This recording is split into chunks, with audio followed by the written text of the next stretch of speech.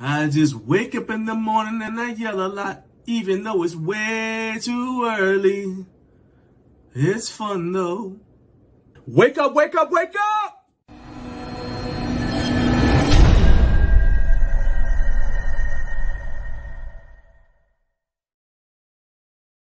Good morning, good morning. Thank you so much for waking up way too early with Garage Gym Life. I am John Greaves III. I'm the founder of Garage Gym Life. First thing I need to know from you guys is, how does my mic sound? Is my mic sounding good? My mic sounding loud and clear to you? In other words, to quote the great Salt and Pepper, does my mic sound nice? Talk to me, talk to me. I see you guys in the chat. Let me know. Let's see here. Let's go ahead and throw these get some administrative stuff out of the way first. And we begin with, if this is your first time watching this show, thank you for joining us. However you got here, actually, let me know in the live chat. Tell me how you found it, how you discovered the show, whatever. But before you go today, I need you to hit that like button. And if you haven't subscribed already, please hit subscribe to help me reach my goal of 50,000 subscribers. I really can't do it without you guys. We are growing steadily here on YouTube, which is the goal. And that's really thanks to you guys sharing the videos, telling other people about the show. So shout out to y'all, but I need you to just clamp down, keep going, because we got to get to 50,000. Got to get to 50,000. All gas, no brakes. We just hit the accelerator. If we hit a tree, we'll deal with it later. All right. Second thing is, if you are already a member, then I need you to click that join button. It is in the same spot where the subscribe button was, but you can click that join button, and it is 99 cents a month. You'll get early access to all of the videos that we upload, except for the YouTube shorts. There just isn't a way for me to let you guys see YouTube shorts before everybody else. But you get early access to all of the long form videos that we upload, and you also get emojis that you can use on YouTube that nobody else gets. So but more than that, it allows me to take that money and put it right back into the channel to keep the equipment upgraded, everything else. Like, we're trying to get a microphone, things like that. And it also allows me to take to go out and do videos that you guys specifically want. You know what I mean? Because I basically would be working for y'all. So go ahead, click that join button to support the channel. Now let's go ahead and see what's going on in the live chat. Let's see, we got a bunch of people in here already. I got a bunch of comments. So let's see this. First up is my man 619 Driver, 3 a.m. on the West Coast, and he said he is ready. My man has been here. That's what I'm talking about, above and beyond. Let's see here. Wake up, wake up, wake up. This dude says cereal. I really hope that means Central Time Zone, but whatever. Carlos said cereal time zone in the building. He's saying his worst Oprah Winfrey voice. Okay. Hey, you know what? I'm here for that. My guy, Kurt Locker, Statty Daddy. What's up, man? Glad you were joining us. I know you're going to have to head off to work soon, but glad you were able to join us. And then the man, you'll be seeing more from this guy, No Fade Channel. Checking in. Did I do it right? So Jonathan from No Fade is actually going to be joining us today, but glad to see you here in the live chat. Okay. Let's see. Carlos said he's hitting bench press and doing some rope pull downs this morning. So yeah, you guys let me know if you're about to work out, if you're part of the morning workout crew, go ahead and throw in the live chat. Let me know what you're working today. And if you are watching this episode after the fact, go ahead, put down what was on your workout menu today. Put it in the comments. And if you're listening on Podbean, head on over, on the audio feed on Podbean, go ahead, head on over to YouTube and throw it in the comments and just let me know. And in fact, if you're watching this show and you like the audio, you want to be able to just listen to it in your car randomly as you're driving, go ahead, head on over to Podbean and just search for Garage Gym Life. And that will pull it up. And then you'll be able to, follow the show, put it in your feed, and then you'll be able to consume the show as a podcast, which I know a lot of you guys are into. All right, let's see here. It said 619 Driver. It says, well, hey, Kurt, platform builder in the house. And let's see. Oh, there we go. That's the support I need. My mic sounds nice. Check one. Carlos says it. Yeah. Let's see here. Will Chung said he's impressed that I got Nick Nilsson up early. Dude, this is actually going to be Nick's second time on the show. But, he he'll finesse a little bit for whatever time he comes on. But man, that's my guy, man. My man, Jared Martin. Jared Martin is here. He he's enjoying his newfound celebrity and fame. Got his home gym on Home Gym Hub. So shout out to you. And then Coach Carr, as well as Jared, they're both in the Central Time Zone, along with Carlos, who, although Carlos said he's in the Cereal Time Zone, I guess all y'all in the Cereal Time Zone, whatever that means. But welcome to all of you. Said, where are the Dresman shorts? I don't wear Dresman's clothes. Let me just begin by saying that, okay? I don't wear Dresman clothes. He tries to wear my clothes. But we got some stuff cooking up for Dresman. All right. Jared is doing chest and triceps. All right. Hey, look, dude, if you guys have never seen Jared Martin in person, I'm telling you, he's the last person that needs more chest and tricep work. But hey, you got to maintain what you've built as well. So keep on, stay diesel, my man. Stay diesel. I ain't mad at it. All right, so let's go ahead and run down what's on today's show. I already told you a little bit of it. As always, we're going to shout out each time zone when it's 6 a.m. for them. So I already said good morning to the East Coast because that's where I am here on the Beast Coast. So good morning once again to you. We'll do the same thing for Central Time Zone, Mountain Time Zone, and Pacific Time Zone. At 6:30 a.m., well, probably 6:45, we'll have a brand new recliner of rage. Yeah, that's right. I'm mad again, and I'll tell you why. Second hour of the show, Jonathan from No Fate 24/7 is going to be joining us. He's going to give us an update on his summer activities, including the time that he visited a supplement company facility. And then the third hour, Nick Nilsson is going to be joining us to answer all questions about gaining muscle after 40, maximizing hormone levels. Is TRT necessary? We're going to find out today. And in fact, shout out to my guy. Let me make sure I get his name pronounced correctly. Jason Washington, who is a new viewer. He was on last week and he asked some questions about TRT. And I was like, look, to be honest with you, one of the best things you can do when you do this sort of thing is be honest about what you're not knowledgeable about, right? And so my only, I don't have any information about TRT or any kind of hormonal stuff. And so I said, I'm going to reach out to some people who I think could give you a better answer than I can. So Jason, I hope you're back because Nick is going to be joining us in the 8:05 hour, and he's specifically here to address your questions. All right. And anyone else who has any questions about maximizing optimal hormone levels. And then final hour, I don't know. We're going to see how this happens. Okay. We're going to see it. I'm going to give y'all another chance. Okay. Because I tried it 2 weeks ago. It crashed and burned. Then last week, it sounded like you guys were up for it. So we're going to try it again. So at the 9 o'clock hour, 9:05 Eastern, final hour of the show, I'm going to open it up. I'm going to share the link to join the show. And it's going to be free for all Friday. So that means you guys will get roughly 10, 15 minutes where you can come on and you can talk about anything that is home gym related. It's got to be home gym related. All right. But I'll let you guys come on. It's my version of the radio call-in show. You guys will be able to jump in and we'll talk about it. And if nobody has anything they want to say, nobody wants to jump in, then we will end the show with dignity and move along. All right. So there you go. Now let's go ahead and kick off the next segment right here. And that is your, well, it's not really your favorite. I like it, but news and other things coming at you right now.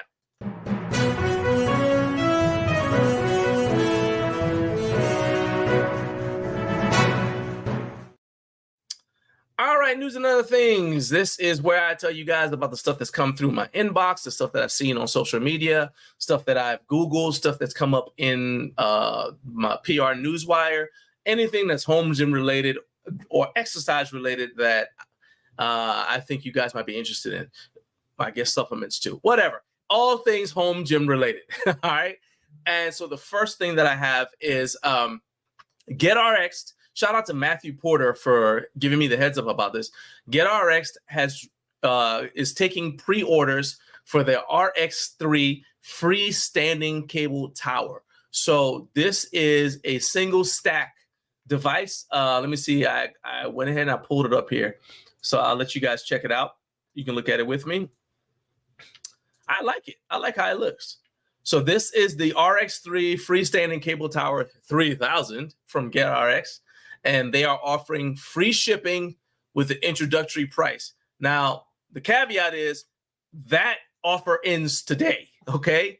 The offer ends today for, I mean, they'll still have it for sale, but it's going to go to the regular price, which apparently is $16.64, which is odd. I used to always hear that, you know, if you wanted to sell something, you never use round numbers. You always went like, so like instead of $16.64, it'd be like $16.62.99 or something like that, but whatever.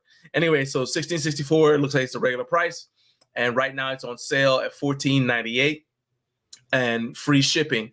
But that ends today, August 23rd. Okay, so I'm assuming that ends at 11 p.m. or whatever. So if you want to get this thing, you need to jump on it today, not tomorrow, today. So let's go ahead and jump into some of the stuff that it's, some of the features. It's got 3x3 uprights, and they say it is the only single cable tower made with 3x3 uprights. So I haven't done any research about that. I just got to take their word for it. But it is 11 gauge steel, and it's got 1-inch holes. Let's see if we can kind of zoom. There we go. So it's got 1-inch holes. You see, it's got offset holes on all 4 sides, and these are, see, 1-inch holes. And it's 11 gauge, 3 millimeter thickness. Tubing is 3x3 or 75.75 millimeter. It's got laser cut height markings. All right, so you know, so you can kind of remember what your settings are if you're using it for multiple different exercises, which naturally you would be. You know, I assume you'd be doing it using this for multiple exercises. Why would you get this and only use it for one thing? But I think this comes into play, especially if you're doing things like high and low cable crossovers. Then, you know, you want to find the spot where it feels the best to you. And then that way you don't have to keep on hunting around. So that's really cool right there. And then also you can find like the optimum height if you want to do like low pulley rows or something like that. You can say, okay, you know, write that down in your notes. If you have like a training workout log or something, you write down, hey, we have it at this height or whatever, right? And the hole spacing is 2-inch hole spacing. And they say that the reason they designed this way is to give them the greatest number of attachment options and to offer you a fully modular setup. So you guys can see what it looks like right there. Now they have another option that's similar to this that is wall mounted, but this is the freestanding version. So you don't have to have this bolted to the wall, which I really like. I don't like the whole, I don't like having to bolt something to my wall in order for it to work, because what happens if I need to move stuff around? You know what I mean? Now I'm ending up with holes all in my wall all over the place. So I'm not into that. I prefer to have stuff. I need to be able to stand on your own 2, or in this case, I guess 3. Stand on your own 3 feet, right? Let's see if we got any. Jared has a good question. Said, how many of us are willing to buy Generation 1 gym equipment these days? I mean, I don't know, man. I think that let me leave that up. I think that the thing that happened with Rep Fitness, was it the Aries, maybe the Athena, where they released like the update for it, and then they said, yeah, but you don't get credit if you already had version 1. So basically, if you bought, let's say you bought version 1, I don't remember the dates, but let's say you bought version 1 in February, right? And they released version 2 in April or March or April, you kind of just stuck, right? And they initially didn't have any kind of adapters or anything like that. So you kind of were just stuck with version 1, which then kind of, like you said, would make you hesitate. You're like, well, why should I get the first version of whatever this thing is? Because you might come out with a version 2 and then I'll just be mad. The other side of that, though, is if a company doesn't see that there's enough interest in a product, what would make them want to sink any more money into it? You know what I mean? They're like, all right, well, there's no interest in this, so I guess we'll just get rid of it, right? So that's the thing. That's the thing I'm looking at. Let's see here. 619 driver, my man Jay. What's up, man? He said, yeah, 619 driver is a little much. That's a lot to say. I was like, you desperately need a nickname. All right. Kurt Locker says he'll buy Generation 1. Oh, and here's the other caveat. If it's a company I've never heard of, I'm going to let you guys kind of find your footing a little bit. But if it's a company I have heard of, I am familiar with, that has a good track record with other things, then I'm more willing to take a chance on them, right? Matt Welch says, good morning, USA. All right, so I don't know if you're listening at your desk or if you're hiding in the bathroom and your boss thinks that, that you're having some issues. I don't know, but whatever you had to do to join us, greetings and thank you for joining us, my man. Let us know if anything important happens in the future. So let's dive back into this thing here a little bit more. If you guys have anything specific you want to see, let me know, but I'm going to go ahead and check out the attachments. So it's got a 2-to-1 ratio on a single handle, 1-to-1 ratio on the double handle. Got the magnetic aluminum weight pin selector. I don't know if this was normal. Y'all remember now, I've been doing stuff like this for a long time. So I remember when I was from the public gym the 2 public gyms where I worked and the base gym where I would train, I don't remember having magnetic weight pin selectors at the time. All right. The earliest versions was just like basically a pin with a kind of a bend in it, like a J. And so people, if they wanted to hang extra weight on there, they would hang it on the curve, the upward curve of the J. But now I think because you've got things like gym pin, you've got the stack weight pin from Bare Steel, and they have magnets on them, I think that's becoming standard. So I like that because it's pushing the industry forward. I like that. They've also got a resistance band attachment. So if you want to increase your resistance with bands, you've got the attachments down here and up here. You got 2 up here. So that's cool. I like that as well. That's, again, another thing that I would say has been driven by user feedback. And I like that when companies are receptive to what their customers are telling them, or at least observing what the market is doing, which relates to recliner of rage. More on that later. And it's a 200-pound weight stack. Let's see what else we got here. All right, so curved edge design, that's great. I was just about to ask, and there it is. Yes, they've got aluminum pulleys. These are knurled aluminum pulleys. And so that's going to give you a smoother, a much smoother operation. So I really like that. So it's got a wide angle cable end and, oh boy, and they've knurled this handle so it's anti-slip and durable. So the adjustment handle, it has knurling on it. They had to put knurling on there somewhere because, that's what home gym owners like, I guess. And let's see, looking at these handles, so these handles are knurled aluminum and high and anti-slip rubber. Okay, all right, it's handles. And that's a better look at the aluminum pulley wheels. So we can, all right. So they've got them in a bunch of places. Nice. So 1, 2, 3, 4, 5, 6, 7, 8, 9. Nice. I like that. This is the kind of thing that seems to me that people who are not only paying attention to what's going on in terms of training, but also who train themselves. And I've never played with this. I've never touched it. So I don't know for sure, but it just seems to me like it's one of those products that people who actually lift are involved in because of the little details that I see here. So again, this is sight unseen, but I got high hopes for it. Once again, shout out to Matthew Porter because he gave me the heads up that this thing was available for pre-order. Rory Ellis said, I've been shafted by getting Gen 1 before, but that's just something you come to expect on occasion.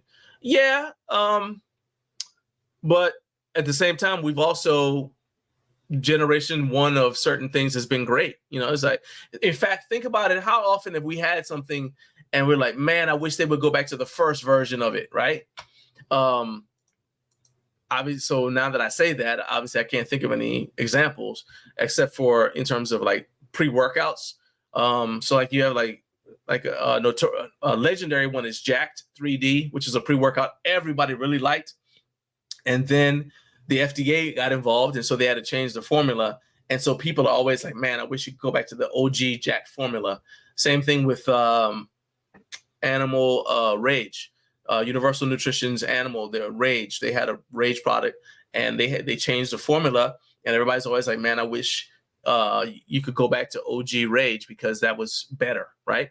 So the only examples I can think of are in supplements, but there are other examples in terms of equipment as well. I just can't think of any right now. If you guys can think of one, go ahead and throw it in the chat. Tattoo Saying says, we do love knurling. Yes, we do. Kurt said the Ford Bronco. You know, you talk about the OG one that people used to like to put like surfboards and stuff on, even if they didn't surf. It looked kind of like, I mean, that was a beefy thing. And so then they brought a facsimile of it back. Yeah, I can see that. I'll say this, I like the, in terms, since we're talking SUVs, I prefer the CJ5 and the TJs to the current Wranglers. I kind of like the four-door Wrangler, but that's just a function of the fact that I saw it when it was still, it hadn't come out yet. I was actually at the auto show and I saw it. I said, oh, this is amazing, which is great. I worked for State Farm at the time, and they sent me there for a work trip, which is an awesome opportunity. Get to go to an auto show for work, get paid to be there all day. And I really didn't have to do anything except walk around and wear my State Farm clothes. So that's pretty cool. But so I like the four-door Wrangler from that standpoint. But in terms of just a Jeep, I prefer the CJ5, although that wasn't, the first version of a Jeep. Obviously it was the Willis Jeep. And Rory, yeah, you remember that Jack 3D, Rory. Jay says first-gen movies are always the greatest. Yeah.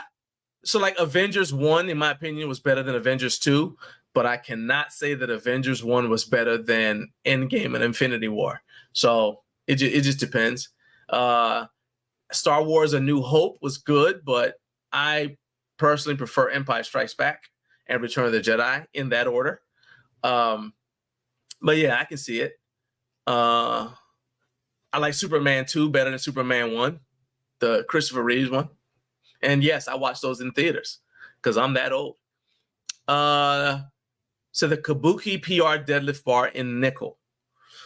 So I remember the original Kabuki deadlift bar because I was there when they revealed, I actually got the video here on the channel, where they unveiled the first 2 Kabuki deadlift bars at IPO Worlds. And I was talking to Kyle from Kabuki. I forgot Kyle's last name, but I was talking to Kyle and he gave me a breakdown on it. So I remember that, and I haven't even seen the more recent versions, but I remember lifters really liked version 1 of the Kabuki deadlift bar when it first came out. I mean, now they didn't like the fact that they hadn't had a chance to train on it before having to use it on a platform. That wasn't cool at all, but they liked the bar in general. So I think that was, yeah, I agree with that. Did you say first gen KFC? Man, I'm done with you. I'm a Popeyes dude, man. I don't know. I like spicy chicken. Said that nickel finish. It's like TRT. Oh, so guaranteed PRs. Okay. All right. Well, there you go. So that is the RX3 freestanding cable tower from Get Rx'd. And I actually hadn't planned on spending this much time on this, but it is available now. And as I said, if you guys want to take advantage of the introductory price, I got no affiliate codes for you. I'm just letting you know that this thing exists and that you can buy it and you can get it for a discount if you order it today. All right, so let's stop sharing that and let's get rid of that. All right, then the next item is I used collar hooks for the first time. So Mike from Hybrid Resistance YouTube channel was here with me, 2 weeks ago, I think, and maybe more than that. Now I'm tripping. Let's go to studio because I can't remember now. I'm gonna find out because it's gonna bother me if I don't look it up. It shouldn't bother me, but it will. So Mike from Hybrid Resistance was here.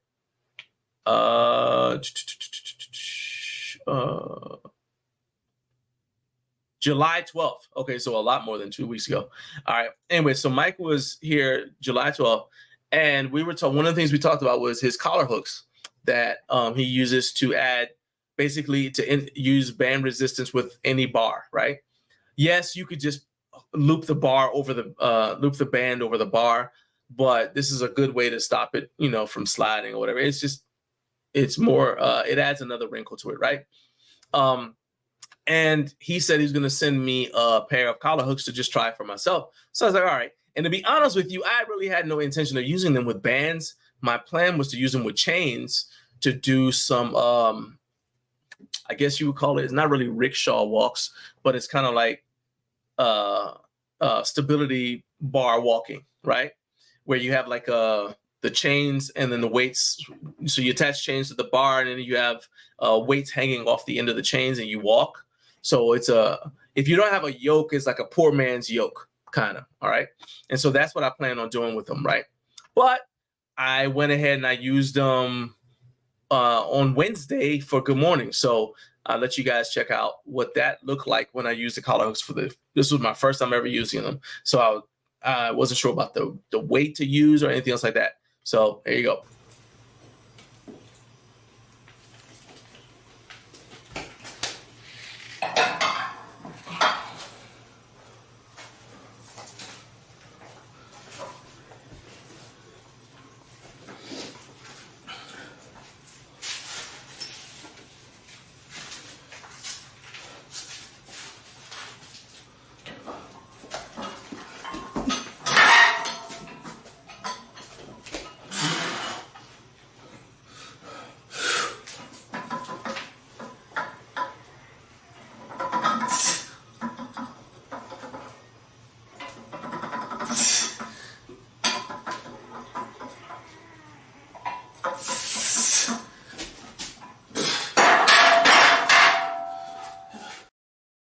All right, so first thing I want to let you guys know is that the gluteus maximus on your boy is fired up right now. All right, so that felt really good. One thing I would like to do, so I'm gonna play around with the amount of weight that I use, the amount of straight weight that I use in addition to the bands. I think those bands are perfect, but I'm gonna play around with the amount of weight. Might add another, maybe like some 25s or something like that. Or I might leave it where it is and just focus on banging out reps of 8. Just, you know, but I like that it gives me options because I really don't have a rep goal in mind with the Good Mornings. It's just, okay, I'm going to do them, right? And I've never used bands with Good Mornings unless I did a band only Good Morning. So I take the band and put it around my neck and then just do banded only Good Mornings, but that's gonna be like high reps, sets of like 30 or something like that. And that's only if I don't have access to weights. So that was actually a new experience for me to use my SS yoke bar and bands. And so that was a nice, interesting stimulus. It'll be something I can circle back around and just keep training. Interesting. I like that. What do you mean pause? Hey, no diddy, man. No diddy. I'm just saying that it worked for where it's supposed to work. Let's just say it like that. All right. You're silly. So anyway, so those are the collar hooks. They're pretty simple. And the thing with them is, let me see something here. Actually, I'll pull it up so you guys can just check out the website. I'm not getting paid any affiliate money or anything like this. I just said I was going to go ahead and try them out and then say what I thought about them. So that's what you guys are getting here. I'm telling you what I think about them. They're interesting. And this is what they look like. And as I said, you can use them with, or so you see there, Mike has weights on this curl bar, but then there he's using it without any weights at all but with a bar. But it's basically, you can attach it to a bar in different ways to increase your options for training. And then, so like, I mean, you see there, even that he's got a hammer curl bar and he's using bands instead of weights, which is going to change the resistance curve and allow you to target the areas that you specifically want to target. These suckers retail for $49.95 for one pair, and if you want to get two sets, obviously through mathematics, it's $94.95, and you'll get free shipping in the U.S. if you decide to get them. There are other methods I've seen to, as I said, attach bands to your bar. The most basic of which is just to put the bands on the bar. The only thing there is sometimes the bands will walk on you if you don't have them set correctly. But one thing I really like about the collar hooks is that they don't seem like they're going to damage the finish of my barbell sleeve. So that's pretty important. Now, that being said, I haven't used it on an actual barbell yet. I've only used it on a safety squat bar. And I will probably use them with my Living Fit bar before I use them with anything else. But it's just an interesting training wrinkle, which is a lot of times that's all we need, man. It's just whatever keeps training interesting, keeps you doing it. That's, to me, that's worthwhile trying. So I've got the link for the collar hooks in the description for the video. So if you guys are interested in grabbing it, like I said, this is not an affiliate link. I'm not getting paid anything for telling you guys to check it out. But, you know, go ahead and check it out. And if Mike asks, you know, if you do purchase it, let Mike know that you found out about it through me, just because I want him to know I appreciate him sending them to me. If you have any specific questions about them, go ahead and throw them in the chat. But, you know, that's pretty much it. Rory said Aperture Engineering makes a great barbell sleeve band holder that has lips on both sides so the bands don't slip. He said they're a great cheap solution. How much are those? I guess I could just actually go find out. Aperture Engineering. I know you've done some work with them, so you think a lot of their products. So I bet you they're in accessories. I'm looking right here: weight storage spacer, landmine spacer, resistance band sleeve. Bam! All right, there we go. So I will show you guys what Rory's talking about. Let me move that out of the way. Share screen. So this is what Rory's talking about.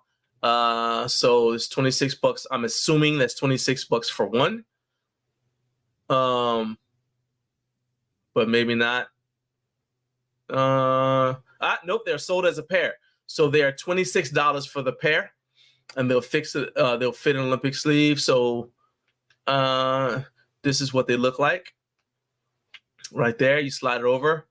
Now, what holds it on the bar is my question. So let's look at that. All right, so you would put. All right, so the only thing I don't like about that, Rory, is because of how wide that is. You're moving the plates further away from the center of the bar, so you're changing the your lever angle of it of any exercise, which is fine, you know, if that's what you intend to do. But if you want to keep it as close to what you experience without anything on there as possible, then I would want something thinner. So maybe I guess you could also flip-flop that and put the plates on next to the bar collar and put this band sleeve on the other side, and then put the collars just outside that. So I guess you have the option to do that too. All right, cool. I will. I'll make sure I add this as well to the video description after the show is over. And actually, you know what? For those of you guys who want it and you're in the live chat right now, let me just, here you go. All right, so that is the link to the thing that Rory just mentioned, is for Aperture Engineering. Yeah, okay, so Rory said you can put them on the outside of the plates as well. Yes, I figured you could do that. All right, so that's collar hooks. Now, let's move on to the next news item, which is, well, before we do that, Jared says that he has those from Aperture and they work great when he remembers to do banded lifts. That is the caveat. You got to remember to do it. All right. So let's go ahead and move on to the next thing, which is going to be the most interesting videos I've seen on YouTube.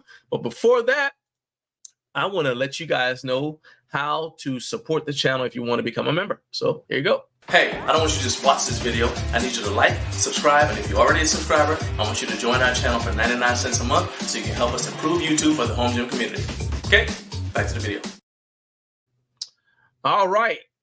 So, once again, we appreciate everybody who decides to become a member and to support what we do here on YouTube. Now we're going to move into the most interesting videos on YouTube. Matt said he's in the recliner of rage today. Matt, you know the deal, man. You're supposed to send me the video, and then that way we can all share in your anger and rage together. You know, we're here for you, man. It's a safe space. So the first video that I found interesting is from a small channel. It's called How to Fit a Home Gym in Your Apartment.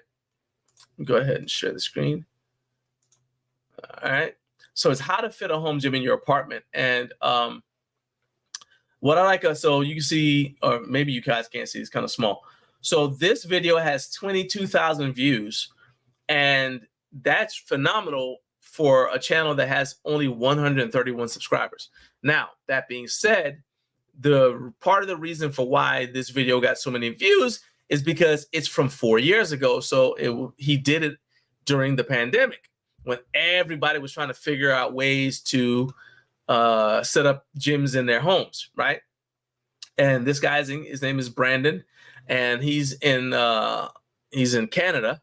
I think he's in Toronto, but anyway, so he's in Canada.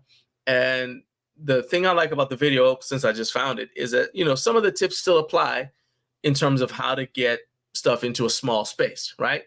In fact, Carlos, I'm giving you a homework assignment. All right. I know that's what you're here for, right? So are you paying attention? Carlos, I hope you're listening. You got a homework assignment. I want you to go and review this video. I'll send you the link, this video. And then he's got 2 follow-up videos that cover how to organize your apartment gym, right? So this video is how to set it up. And then he's got another video. He's like, okay, stuff, you know, if you start getting a bunch of stuff, it starts to get crowded.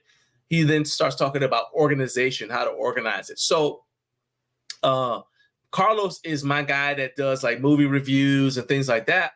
But I'm going to give you another thing because I've wanted, and I'm telling you about it right now, announcing it to God, in front of God and everybody.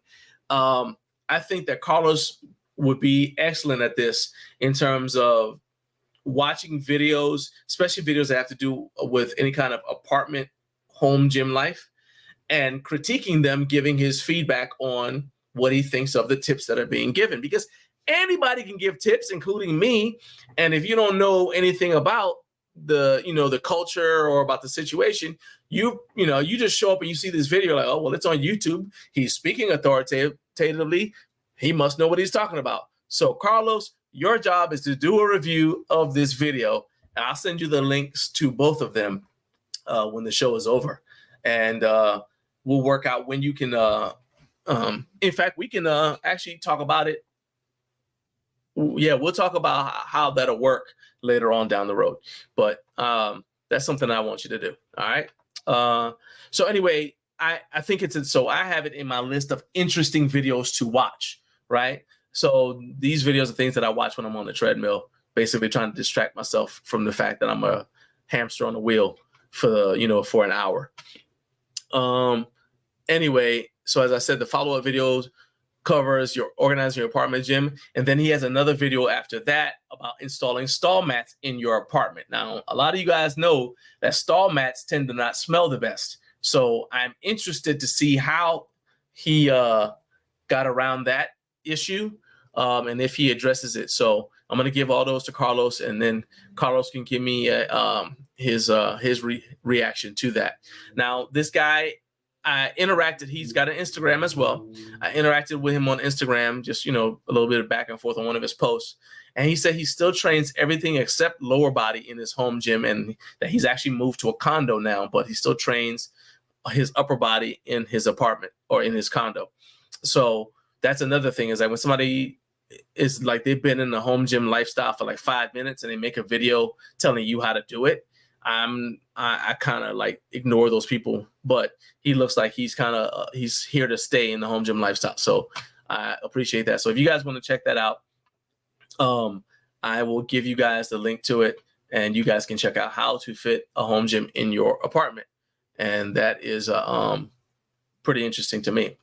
The next video that I found kind of interesting is it's kind of weird. I'm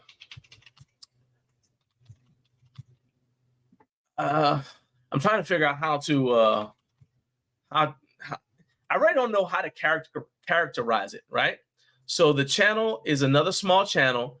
It's got 157 subscribers. I know I'm normally telling you guys about very successful home gym YouTube channels, but these just happen to be interesting videos.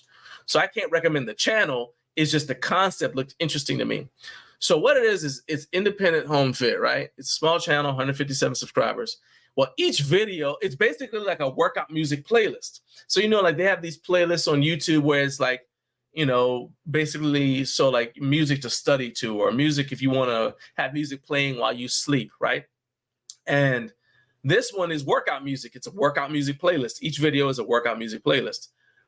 But he also has like a video in it. So you guys can see this here. Cut that off. So you have, so music is playing as he's working out within the first, you know, in his home gym, obviously. And he's always working out with this mask on too. So, you know, he's got like it looks like it's the Boss Rutan, the O2 trainer. And so then the first, so let's see, we're at the 9:33 mark. And then right about the, yeah, so right about here in this video, so it's like 10:53, says today's workout finished, but then the music keeps playing. So like for another, so the entire video is 24 minutes long. And so the same music that he had going continues to play in case your workout isn't done, which I would assume it wouldn't be because it's only 24 minutes, right? So that was interesting to me, and you guys can see that he's got, you know, videos on for every day of the week, and he'll put in the title is like, you know, who the artist is and what the and kind of give you an idea of the vibes. It's all, none of it is really like aggressive music, so it may not necessarily be your cup of tea, but I just thought it was an interesting idea to have a workout music playlist, and then not only that, but to also show yourself working out. He never talks, so I found it interesting when I saw it. Let's see. Matthew Porter says, "Good morning, Matthew. You late, man. I already gave you the shout out. I already shouted you out because we talked about the Get Rx'd RX3. But yeah, nah, for real, it's good to have you as usual. And let's see here. Eric Echoes. All right, good. We can start the show. I'm gonna start back over from the beginning because Eric has arrived now. Good morning, Eric. Glad to have you with us, my man, as always. Jay. Preach, Jay. So Jay says, I can't express how important it is to see people actually lifting when the whole channel is gym equipment reviews. There you go. This is your weekly shots fired against against my man. Well, I can't call him my man. Against him. All right. He says Mustache Man should be more like it's like a strong man versus Ned Flanders, right? So he's saying he should be a bigger dude if he's gonna be doing all this stuff. I don't know. So the only pushback I'll give to that is people do have this impression that because you have a home gym, you should be bigger than everybody else, right? And all I'll say is that's not the criteria that people have for public gyms, right? I go to public gyms, well, very rarely, but when I do go, I notice that not much has changed from when I worked in public gyms, and that is you have people of different fitness levels. There's always that one dude who's not really in shape, but as soon as any women come in, he immediately is full of advice for them, ready to help them set up all the equipment, and they listen to him, you know, or unless it turns out it's like, I think Jen Thompson, who's like a 10-time, 12-time powerlifting champion, she said she goes to the gym and people always want to help her out, tell her how to use the equipment until she benches like over 300 pounds. And they're like, oh, maybe you do know what you're doing. But yeah, so I'm just saying that people's fitness levels run the gamut. It's the full spectrum. So the home gym community is just like that too. The only difference is we're training at home instead of driving somewhere and renting time on a machine. But I do get your point. I think that it is important. That's why in my channel, you see videos of me working out, even though I'm not in the shape I want to be in yet. And I will get back there. But I think it's important that you guys see me actually doing this stuff instead of just talking about it. Carlos says, I like listening to techno style music when doing certain workouts. I feel like that should be the foundation of your channel. I think you should have a whole bunch of workouts where you just doing got techno music blaring, and you just, you know, like Maxim Liftoff in there, just doing your thing. You know what I mean? Let's see. You know, I'm not going to make comments about another dude's physique, about, you know, I mean, that's not his thing. You know, I don't think that he ever represented himself as being like, hey, follow my example in terms of how I look. He just said, this is the stuff, I'm going to show you stuff that you can use to set up your home gym so you can look the way you want to look. So I'll give him that. Eric said it depends on training styles, food habits. Yep. Your goals. Yeah. Because I mean, let's say you're into like grip training. That's not necessarily going to change your body. You know, you're just going to be gorilla strong and be able to, you know, have vice grips for hands. You can be a world champion and just look like just anybody else until people see your forearms, right? Carlos, come on, man. You can do it. You can do it, man. Don't be scared. Set up your everybody tell Carlos, encourage him. Let him know he can set up his home workout channel with him playing techno music, lifting and dancing in between sets. I feel like you should do it. You know, hey, whatever. And I'll be happy to spread the word when you do set it up. All right, let's move on to the next thing. Let's see. The last video is about the best budget safety squat bar. That's actually by No Fate 24/7, and I actually just watched that video 4 days ago. Again, I was walking on a treadmill, and so I watched it then. It was pretty interesting, but I'm gonna reserve my comments for when Jonathan comes on, since he's on here. He's gonna be on in a little bit. All right. But it is the Get Rx'd safety squat bar. So that's another product from Get Rx'd that's the second Get Rx'd product we'll be talking about here today. So this is something that I didn't get to oh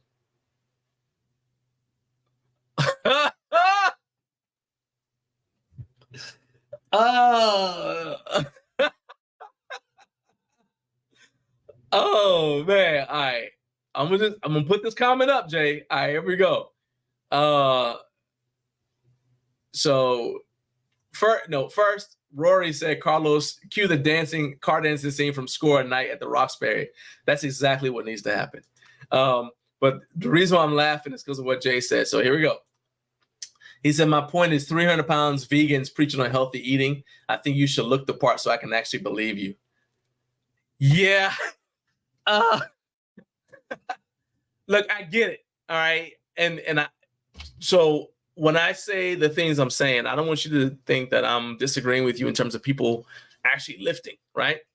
Because everybody most of the people who are watching, who are here in the chat right now, have had interactions with me where I've complained about how, you know, I think that if you like your home gym channel shouldn't be about just weights. And I don't think that you should just buy equipment and not ever use it. I don't think your home gym should look better than you do, right? I mean, I don't think your gym should look crappy, but I think it's just like, hey, you got all this stuff. It's kind of like that Louis Simmons quote. I probably gonna butcher it, but he said, don't have $200 shoes and a 10-cent squat, right? It's like your equipment shouldn't be better than you. And that's something that I agree with. I also think that if you're going to tell somebody that this piece of equipment is a good piece of equipment, they should see you using it. And I'm not talking about using it with like 135 pounds if it's a barbell, right? Because in my experience, barbells misbehave when the weight gets heavy. So that means before I can trust you about whether I should buy this bar, I need to see you put heavy weight on there. And you can tell me like how you feel about said barbell after you've put some heavy weight on there, or heavy for you at least, right? So I do get that. I'm just saying that the idea of people who, just because you have a home gym, you should automatically look like everybody ain't gonna look like Bully Juice, right? Everybody's not gonna look like Nick Nilsson. It's just not gonna happen. In terms of women, everybody's not gonna look like Ashley Romiak. People, you have different goals. I mean, for that matter, Jason's a multiple-time bench press champion, but he's not like super lean. Even though he weighs less than a lot of other benchers who bench as much weight as he does. But he was leaner before he got into powerlifting at a high level. So if you just look at him walking down the street, you're not gonna. I mean, you're gonna say that dude's pretty strong, but you're not gonna look at him and say, "Oh man, that's like bodybuilder big." You know what I'm saying? Like he's not built like Larry Wheels, for example. So the other thing is you don't know where somebody started their journey. So you got people who started out maybe if they weighed 300 pounds, and now when you see them, they're 5'8". Or 5'7", 200 pounds, and they're not in shape yet, but you got to look at where they started. So that's the other thing too. Kurt says 300-pound vegan sounds like a juvenile version of my food. At least you're self-aware. All right, so this is something I want to talk about that I didn't get to talk about last week, and I said I'm going to talk about it today. Do you guys know, have you ever heard of people getting hives from lifting weights? I'm not joking. I have a friend who gets hives when he squats, right? So the bar is across his back, and he showed me the picture. He's got these hives on his body, and it's called urticaria. And apparently, I never heard of this before, but apparently some people are allergic to exercise. Like they actually have an allergic reaction when they exercise, and to the point where they have to take antihistamines. And sometimes they have to have an EpiPen with them in case it gets really bad. So, for example, heat can do it. It also could be if you're stressed already, then you go exercise, and the exercise stresses you. Instead of relieving the stress, it stresses you. It could also trigger it. So I went to R weightlifting on Reddit, right? Because I'm like, well, basically I went to Reddit looking for solutions because I Googled it. It says antihistamines, EpiPen. Doctor said, just don't exercise. Okay, whatever. And then I said, well, let's see what other people think, right? So I went on Reddit, and some of the suggestions were you could put tape on the bar because you might be allergic to the bar itself. Can you imagine being allergic to the bar, being allergic to a barbell? That would suck. Can you imagine being allergic to a barbell? And you're trying to get in shape? That'd be horrible. Sometimes they have to have a topical steroid cream. They got to avoid hot showers. Now, none of that stuff is as bad for my friend. So I just said, I think it's pressure related. So I suggested he try switching to a safety squat bar instead of a straight bar and making sure that he regulates the temperature in his gym. And so that way he doesn't have to, hopefully that can mitigate the symptoms. All right. Now I've got some other things, but we're going to address them later on in the show because if I don't do this, y'all are going to get mad at me. All right. There ain't no way I'm going to let y'all go without this today. I'm not going to make you wait any longer. Here we go. It's the recliner of rage. It's the recliner of rage because he's not happy.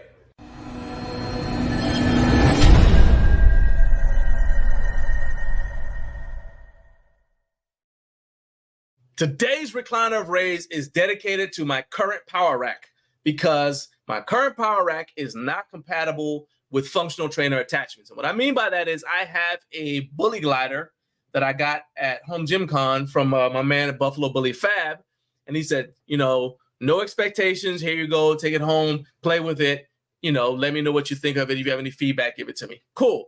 Well, I get home and I haven't had a way to actually use it. So it's just been sitting downstairs. Finally, I was like, all right, you know what? Let's go ahead. We're going to try to use. I finally have a rack that doesn't have a functional trainer attachment already on it.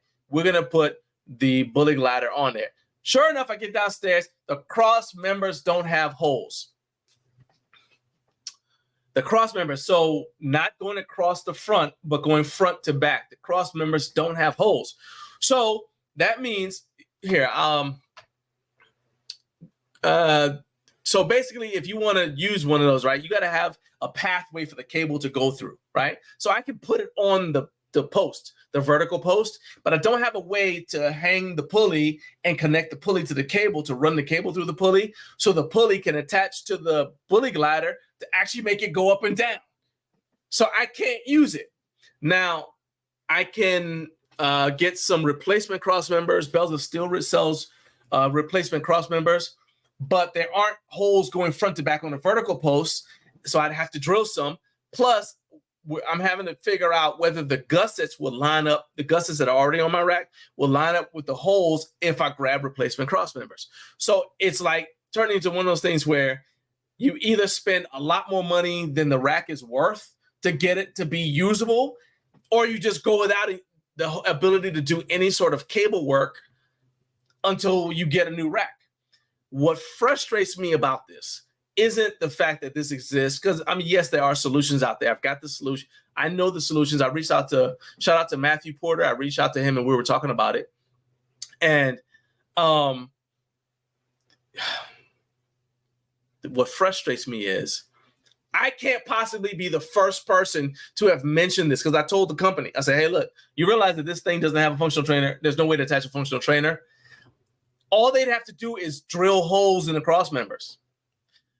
You have to believe that they see the world. Remember I said I liked what Get Rx'd was doing, because from me looking at the RX3, you could tell that they are keeping an eye on what the market likes, what their customers like, and they're putting things in to appeal to their customer base, right? To get satisfied customers. I like that. This company isn't, to me, it's like they're not doing it. It's still a good starter rack if I'm just starting out, but it's not the kind of rack that you can then upgrade. It's not a rack that will grow with you. I would have to basically, like I said, either do a ton of modification to it or just get rid of it completely. That right there is tone deaf, because you can see what the market is doing. The only thing I can say is you don't care, because how hard is it to call the factory and say, hey, when you're making cross members from now on, drill holes in them. They drill holes in the rest of the rack. So I know they got a drill bit at the factory. They got a drill bit on the assembly line. You don't have the time to drill extra holes in it? No, can't do it. Can't be bothered. Not important to you. Despite the fact that you know we want it. I don't like that, because I don't like it when I feel like companies, like I said, are tone deaf. And I literally reached out and said, hey, so what about, and they're like, nah. First of all, they didn't want to answer me. So I had to keep reaching out multiple times. And then they finally answered me. I was like, you got to be joking me. And yeah, I invited them to come on the show. I said, I want you, so we can kind of talk about your product. And one of the questions is going to be, any plans on a functional trainer attachment? The only thing I can see is that they've got a completely separate machine that is like a cable workout station, but it's big. And so I think they don't want to take away sales from that. But again, that goes back to not caring about your customers. I don't like that at all. I don't like that. And so quick, fast, in a hurry, I'm ready to get a new power rack, because that makes me angry. It makes me angry. I'm just going to leave it at that. I mean, that really makes me angry. Okay. What doesn't make me angry, I'm calming back down now, because I got to go back. I got to do the work part of this. The Recliner Rage is sponsored by Freedom Fitness Equipment, the only place to get Garage and Life banners. And there's no need to be in a Recliner Rage if you just reach out to my guy, Ashton. You can call him on his phone. He literally gave me his personal phone number, 980-216-4860. Give him a call and let him know what you're trying to do, and he will hook you up with the products you need so that you can have the best gym in town right there in your home. And while we're on the topic of banners, here's how to get one. Hey, if you're a home gym owner, you should know that nothing puts the finishing touch on your home gym like one of our high-quality laminated vinyl banners. These banners can be found in home gyms around the world where home gym owners are pushing themselves daily to achieve their fitness goals. All you have to do to add one of these premium banners to your home gym space is visit our friends at freedomfitnessequipment.com to place your order. And Ashton and the crew at Freedom Fitness will get your banner shipped securely to you anywhere in the United States. Unlike flimsy gym flags that fade over time and get tattered if they're exposed to the elements, our banners are made of heavy-duty vinyl and laminated to protect the colors from sun damage, so they'll look good for years to come. In fact, once you receive your banner and hang it up, you never have to take it down unless you want to clean it, which is easy to do with soap and water. Then you can just hang it back up to proudly display your membership in the worldwide Garage Gym Life family. So visit freedomfitnessequipment.com to get your banner today, and don't forget to post a pic and tag at Garage Gym Life on Instagram when you hang up your banner so we can shout you out and say thank you for your support. That's it. That's all you got to do. Buy a banner, hang it up, take a picture, tag me on Instagram. You'll get a thank you because we really do appreciate all you guys' support.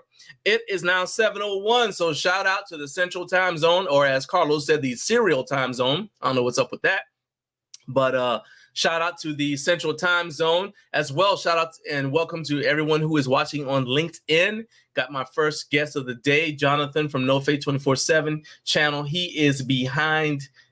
He's backstage right now. I see him. He's ready to go. And he's like champing at the bit, ready to go, man. He's like a racehorse waiting for that starter pistol. So I'm not going to hold him back too much longer. But I just wanted to make sure that I said, shout out to the Central Time Zone. Thank you for joining me and getting up way too early with Garage Gym Life. Make sure you hit that like button, hit subscribe here on YouTube to help me reach 50,000 subscribers, as I cannot get there without you guys. All right. Now, without further ado, let's bring on the man himself. First guest of the day.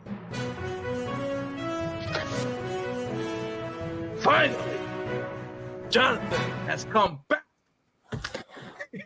So way too early. I have come back to the Garage Gym Life podcast, and I've brought some fun with me as usual. You sent me a list of questions. I threw them out. I want everything to be just raw. We're going to just do this live. That's right. We're going to write it up and do it live.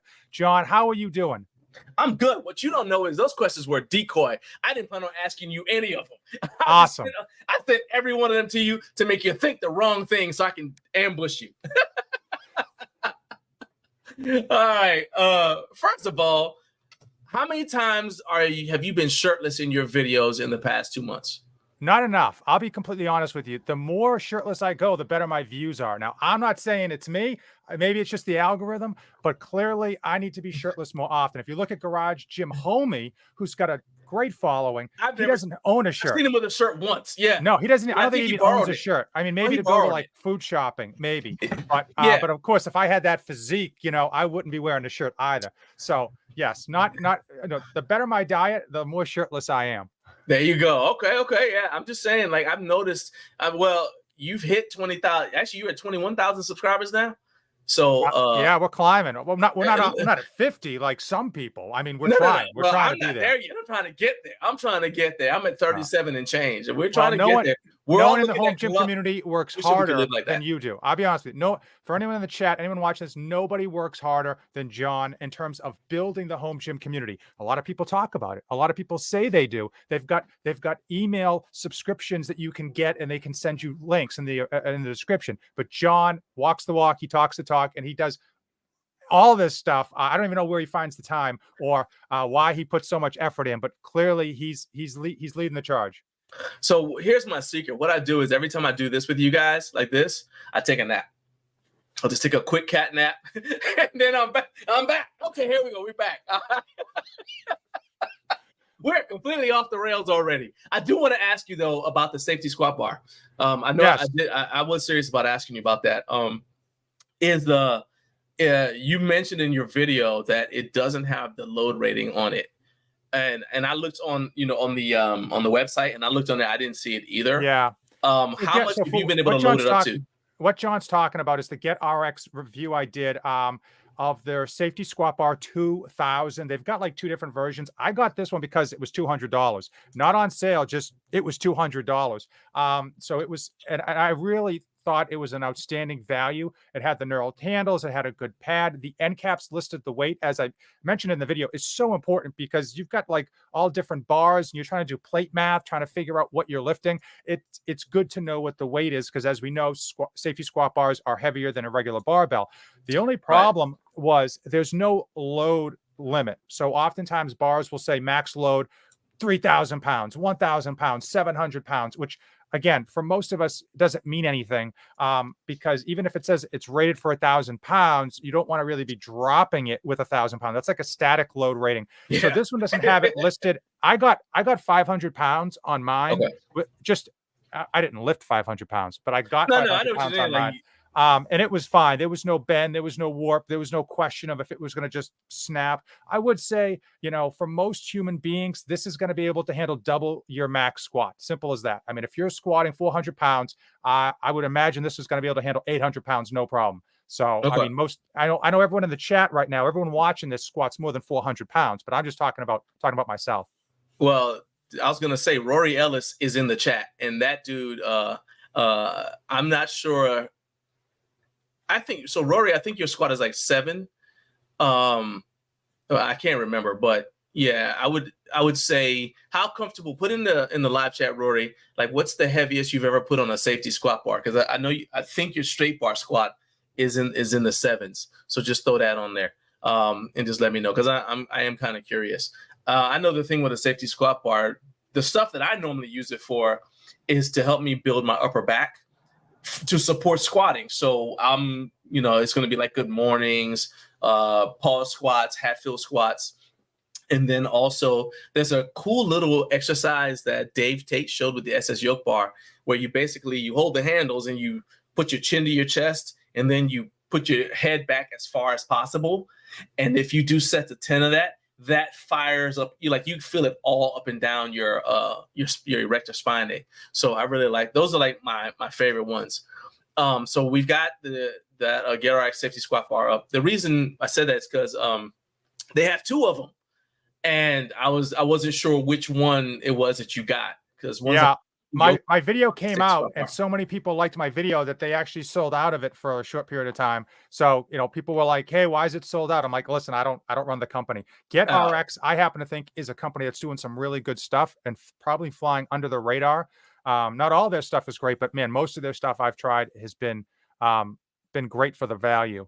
And one of the questions you had was, is it even, right? A lot of people, when it comes to open trap bars or safety squat bars, they want it balanced, they want it even. And I think that's, first off, I think that's a little bit like overrated or unnecessary. However, I was able to squat with this safety squat bar with no hands. So my hands were just like down by my sides, not touching anything. I was able to go down and up like 5 or 6 times. Didn't feel like I was, doing one of these. So it's going to be very, very stable if you're using it off because of an injury.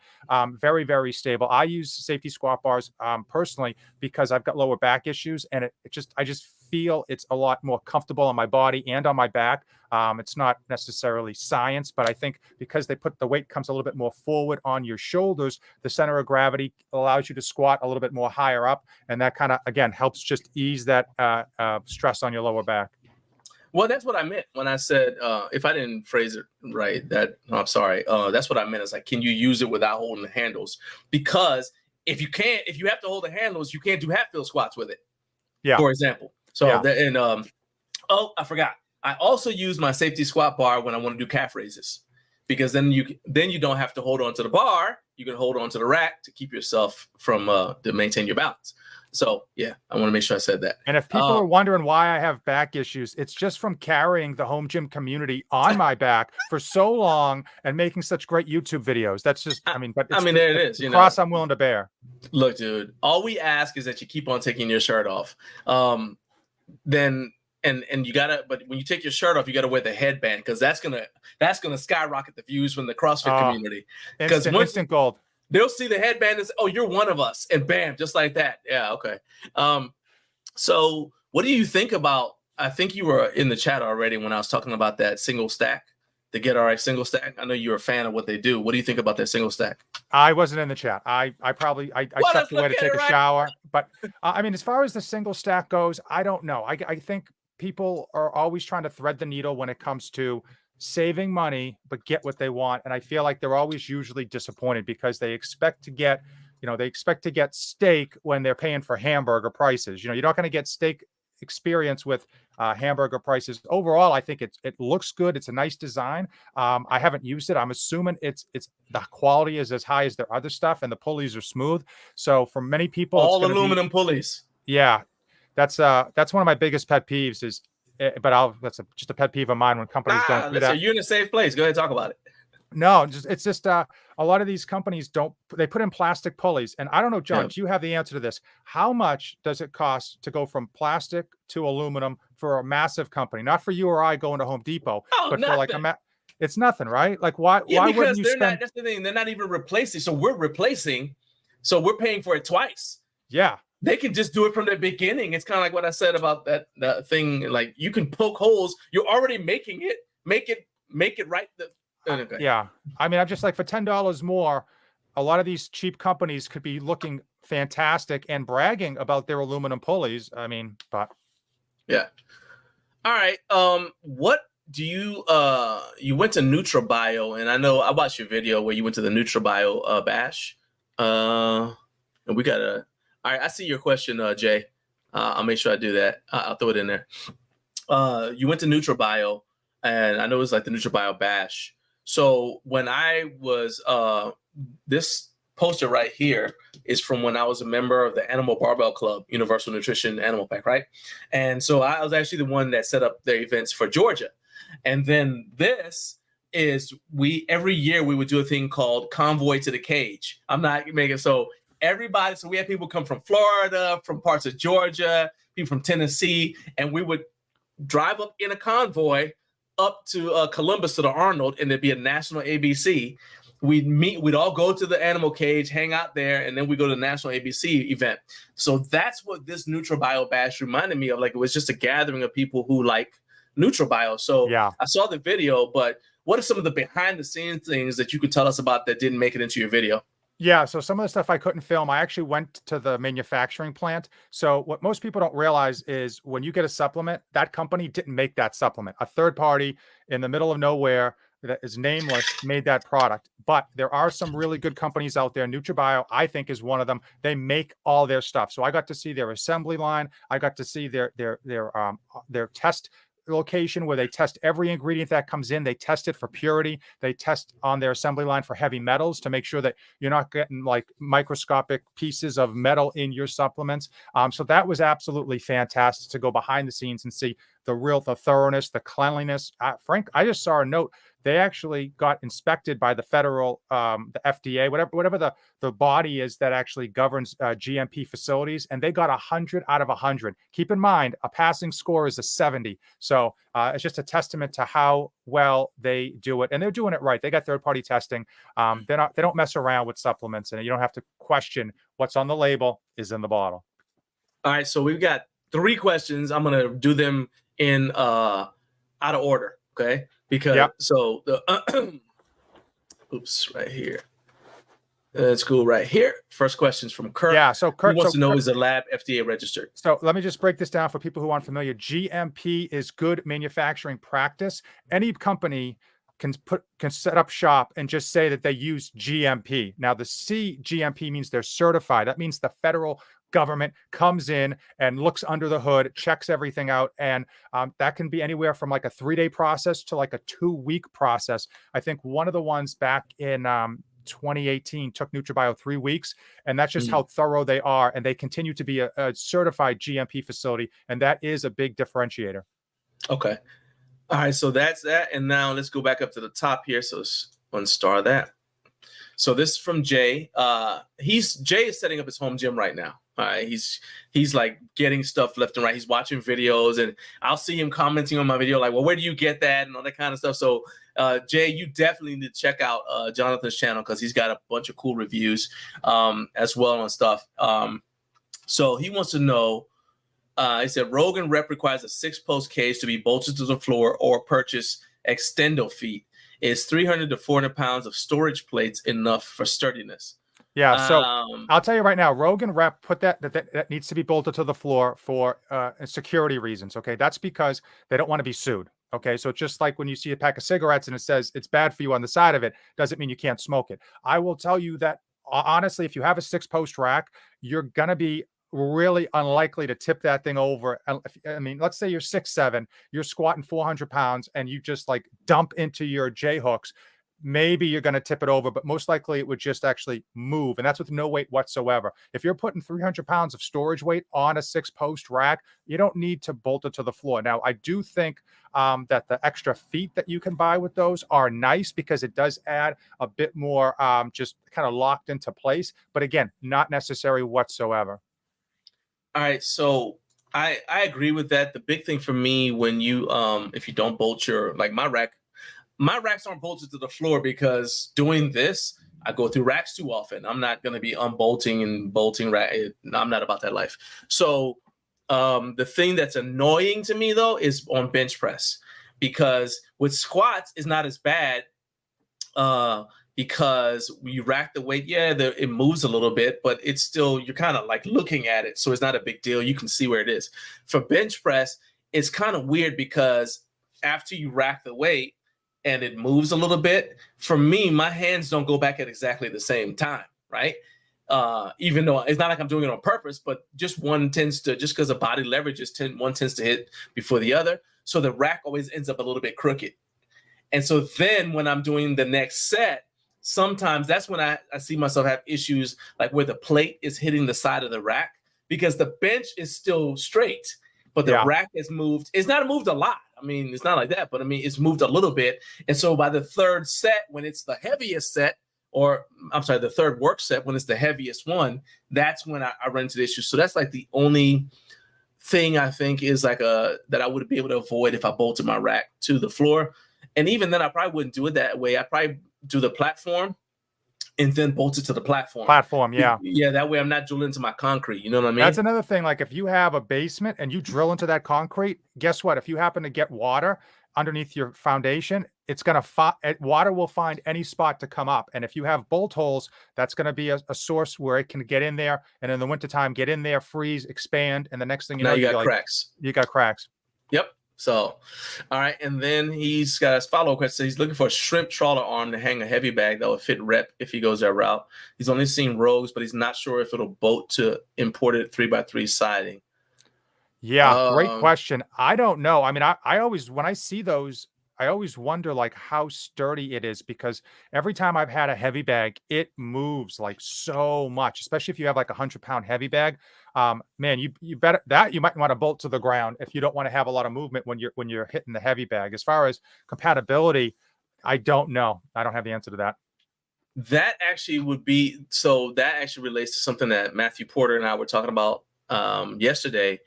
It's not just whether it fits on the rack, it's also the size of your bolt, because there's going to be a lot of shear force on the bolt as your arm. So my banana bag, my hanging kickboxing bag, Muay Thai bag, is 180 pounds when it's full, right? So think about 180 pounds hanging off of a lever that far out, and then you're hitting it, right? You're hitting it different ways. So if you hit it correctly, it's going to go straight up and down. It won't swing. It'll go straight up and down. Well, then that's vibration on constantly hanging on the bolts, right? So that's something else that you have to think about too. I wanted to say that Bells of Steel had one. I know Body Solid has one, but I don't. Oh, and I think Right Fitness. Right Fitness in Alabama has an arm, but I would have to, since I wasn't anticipating the question, I'd have to go look them up to be able to give you guys the links. But I can say Right Fitness has one, Body Solid has one, and of course Rogue has one as well. And I wasn't sure. I was actually checking the Bells of Steel website to see if they have one, but I can't check it right now. But that's where I would go look. I hope that answers your question. Let's see here. All right, so the Fire Done. Is that did I say it correctly? Yeah, you said it correctly. Fire Done. Yeah. That is definitely not how I would have said it if I just looking at the name. I'm like, okay, first of all, did they tell you how to pronounce it when you got the rack? I asked how to pronounce it. When I got the rack, I was like, hey, how do you pronounce this? Because I got a Boston accent. I can't even speak English, to be honest with you. So I'm going to mess this up for sure. And it's Fire Done, but the company is Flybird Fitness. That's the same company that owns That's what I wanted to talk about. It's like, yeah. I don't know why a lot of these companies like to have like offshoots. I don't know if that's just for marketing, but it's a horrible name, Fire Done, because people aren't gonna be able to pronounce it. There's nothing behind it. There's no like fit. I don't know. It's a horrible name. They want to be like Lyco. They should have tied it into Flybird Fitness, and then people would see that and say, hey, Flybird Fitness makes good budget adjustable benches. Let's try them out for this piece of equipment. But no one listens to me.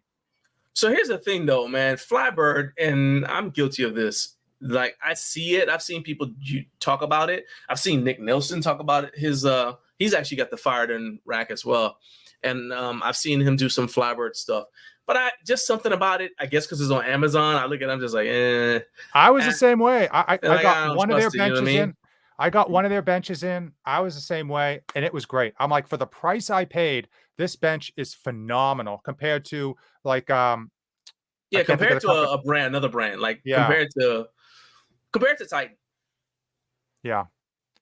No, I mean seriously, I've never used one. I mean, compared to Titan, I mean, you're gonna pay less and you're gonna get more versatility. It was a great smooth function. It fit, it worked. It had some good grip on the floor. The metal wasn't wobbly. Everything came good as far as packaging. It was easy to assemble. And again, the price point is like $100. I mean, here's what they do. They put it on like Amazon for like $120, and then they throw in some $50 coupon, and it's like, so you're going to get the thing for $70 or $80, and it's like, what are your expectations for $70 or $80? I mean, for $80, it's a great bench. I mean, because if you could turn that around and sell it 2 years, 3 years from now for $50 on Facebook Marketplace, and it's like, it's just good quality. I mean, I know a lot of people have reviewed the benches, and again, it's for what you pay. If you paid $500, I wouldn't be giving it high praise.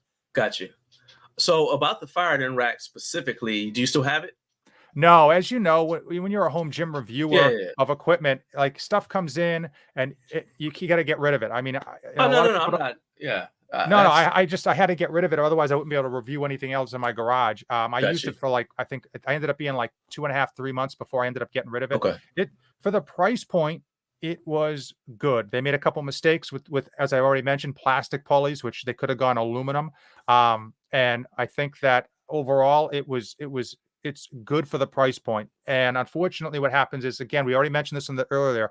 People they look at Rogue, they look at Rep, and they say, oh, I want that. That's going to cost me $5,000. Let me see if I can get all of that for $1,800 before coupons off of like Amazon. And it works. It's functional. It's a great piece of equipment for the gym for the price, but you're not getting Rogue Rep quality for half the price. And I think a lot of people, though, it works because they've got gym memberships. They're just working out at home, maybe only on the weekends, or maybe only on holidays, or maybe only when they want to hit like, arms at night. So for most people, that's going to work fantastic.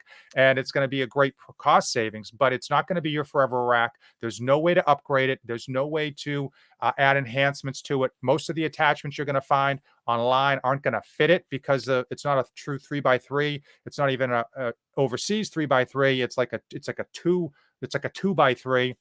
So you can't find some attachments for it. But I mean, the nice thing about that, though, you buy that, you don't need any attachments. It comes with like it comes with the J hooks, it comes with the landmine, it comes with everything.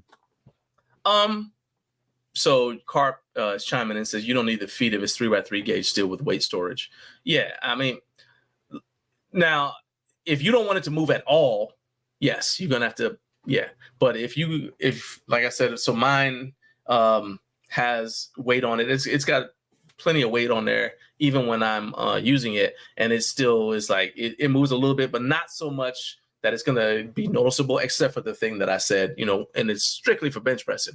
And to be honest with you, the fix is I either move the bench back or I adjust the rack. So I mean, I either move the rack back or I adjust the bench, which is the easier way, right? Because the bench weighs less than the rack. So I'll just before every set, I just look at the bench and like, okay, is it still lined up? Is it so straight? And that's pretty much what I do. And then when the session is completely over, then I put everything back the way it's supposed to be and go about my business. I got actually some off the wall, like just behind the scenes in the weeds YouTube questions to ask you too. So, but before we do that, We got 50 Cal Fitness. Yeah, my guys down in Texas. Everything's bigger in Texas. It's just I'm checking in from the great state of Texas like a wrecking ball for the hardest working YouTuber in the game. No fake 24/7. Make America great again. By himself, single-handedly, he's doing it. Look at that. Look at this. I'm John Greaves, and I approve this message. Those guys at 50 Cal Fitness, they got to make more YouTube videos every time. I love their channel, but they don't put enough content out because every time they shoot stuff up, it can be like a plate. It can be, I don't know. It's great. It's great to watch. It's America. Talked to him, and he said that they actually don't do their YouTube anymore because he said that's just not their thing. You know who doesn't do YouTube anymore that I'm really mad at, John? And I'm changing the subject, and I'm not going to say that they don't. No, I'm not going to say that they don't do the YouTube anymore, but they don't put out consistent content. Flex marks the spot. That guy is he's great. His videos are awesome. His takes are awesome. He's so thorough. And it's just a shame to see, unfortunately, when you don't see crazy success off the bat with some of your videos, you kind of question why put the time in. And I'm sure he puts so much time into those videos, but his stuff is great. Even his quick takes on his Instagram feed are just awesome. I agree, man. And that actually relates to the question I was going to ask you. I think it's like, so we had a comment from Jay earlier, 619 driver. And he said, keeping in mind now, he's just now setting up his home gym for the first time. So I'm going to assume that he's fairly new to home gym ownership, right? And he says he's looking like he feels like it's important to see the content creator actually working out. And you and I have had conversations about it, like, hey, at some point, man, you got to use the thing. And why don't we show ourselves actually using this stuff that we claim? Even like, think about it like this, because I'm getting into it now. So think about it as, if I say I'm reviewing this thing, hopefully I reviewed it by using it, right? Why not even show you the videos like you did in your safety squat bar video? You showed yourself squatting with it. I'm like, what's so hard about just showing that? I'll give a shout out to Brandon. He doesn't need my help, but Brandon Camel Diamond. His videos are, some of them, even back when he was doing a lot of reviews, you still were getting a lot of training videos from him every week as well. Yeah. So you know that this guy is actually using the stuff, as opposed to just, it comes in and you look at the specs, check the, is the knurling good? Are the nuts and bolts all here? I'll read some specs off to you. Boom. Yeah, it's great. Buy it. Use my affiliate code. Yeah. I mean, there's got to be more than that. It has to be. Unfortunately, you've got a wide swath. Okay. So you have some YouTubers who get the product in, make a video in about an hour, 2 hours, cut it up, and then sell the equipment on Facebook Marketplace. And you can see on Facebook Marketplace people selling it. So that either they didn't like it enough to keep it, or it's a quick turnaround. Unfortunately, we see a lot of people not showing their actual training, because that's the truth. If you see it in their actual training, then they're using it. That's them using it on a day-to-day basis. And when creators don't post their workouts in their feed a little bit, it kind of makes me wonder, like, what are you actually using? Because you got you get someone claiming this is the best product ever, this is great for your home gym, and then next week I see it on their Facebook Marketplace sales page, and it's like, well, how good was it? I think for transparency, you should be showing some, without being obnoxious, of your workouts to let people know. Now, the catch to that is, if you have 5 workouts a week, you can only use so much equipment, so many bars. So there's going to be a lot of equipment if you have a ton of equipment that just isn't going to be used. But overall, I think it's important for us to show us using the equipment, not just for the video, not just for the gram, but actually just make sure we're using it enough before we give a review. And that goes to supplements too. I do a lot of pre-workout supplements, and what people will do is they'll get their new bottle. They'll this tastes good, this looks good, here's the ingredients. They'll use it once and then give you an opinion. But as we all know, leg day and chest day are completely different days when it comes to pre-workouts and your experiences. And over the long haul, how are you going to feel compared to other types of stimulants and stuff like that? So, I mean, I think you should be using a pre-workout or even your equipment like a number of times before you give your opinion on it. But, in the world of YouTube, you got to remember, the first to market is huge. So if you get a piece of equipment in that's new, you got to get that video out the door. That's why if you look at someone like Garage Gym Reviews, he gets his equipment early and he has a whole team to push that stuff out. Now, I know I'm not saying he doesn't use his equipment. I'm not saying that, but I'm saying he's quick to get videos out in part because he gets the products early, and it's a great advantage. It's got multiple. It's different. Like when it's me. So I do most of my stuff myself, right? Full disclosure, I've got somebody who helps me with SEO. My cousin built my website, okay? Because she runs my website because I don't know how to run a website. I'm sure I could learn, but how many hours are there in a day? Okay. So I don't do my website back ends. I'm just not doing it. I'd rather pay my cousin Kelly, hey, maintain that. Don't, if you got to explain something to me in terms of like making a decision or something, please use small words because I'm not there with you. You know what I mean? But I mean, I'm like, I can do only what I can do, in the time I have.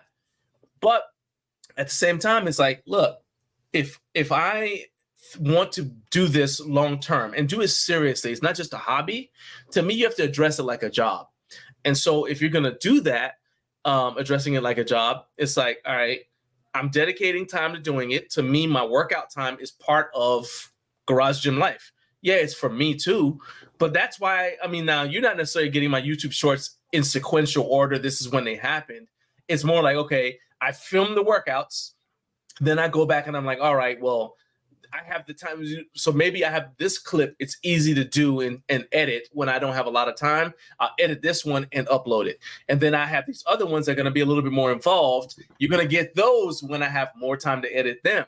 But it's still my authentic workout. Sometimes you're going to get 5 clips from the same workout because it just worked out that way. Oh, that was interesting. That's interesting. That's interesting. And it doesn't even necessarily have anything to do with the fact that I'm reviewing a product, because to go, as they don't pay us enough money for as much as people see their stuff in our videos. They pay you? Wait, what? I know.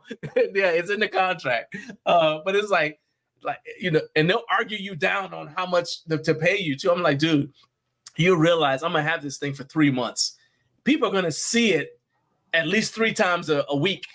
Even if I'm just standing there talking, it's still in the background. People ask me, hey, what's that rack in the background or whatever, right?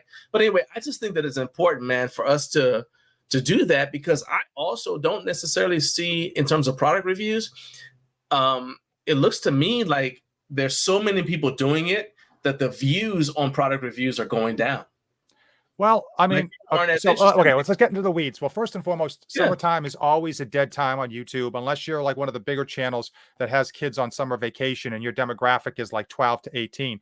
But I will tell you that summertime's always a dead time, which is why I went down to 1 video a week. And I'm hoping to change that in September. But I was just like, what's the point? Because last summer I got just destroyed.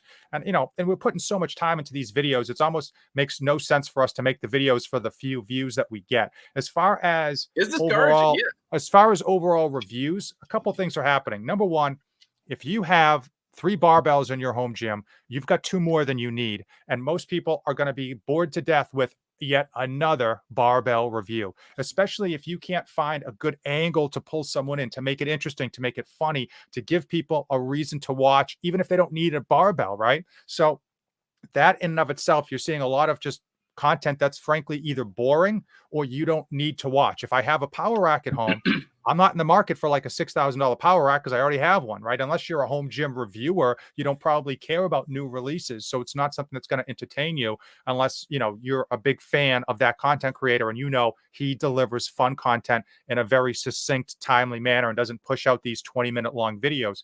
And I think the other problem is, as you mentioned, it's saturated. So my videos from 6 years ago are still getting views, and those are still competing with videos that you release today. So YouTube is a great place for them to make money because they get all this content for free. And you're basically fighting against yourself. You're fighting against your previous videos. You're fighting against your friends' videos. You're fighting to get videos out ahead of everybody else, which is almost impossible. I mean, as an example, let's talk about Gluck, right? So Gluck's probably one of the bigger channels, as you can imagine. Like he tends to get his videos out like 2 or maybe even 4 weeks after Garage Gym Reviews. I guarantee you, if he was able to get his video out on the same day, his views would probably be like, 40,000 more per video, just because of that time differential. Yeah, I mean, and this stuff is creative. Plus, I mean, the fact that he does it with his wife, so it's like visually different.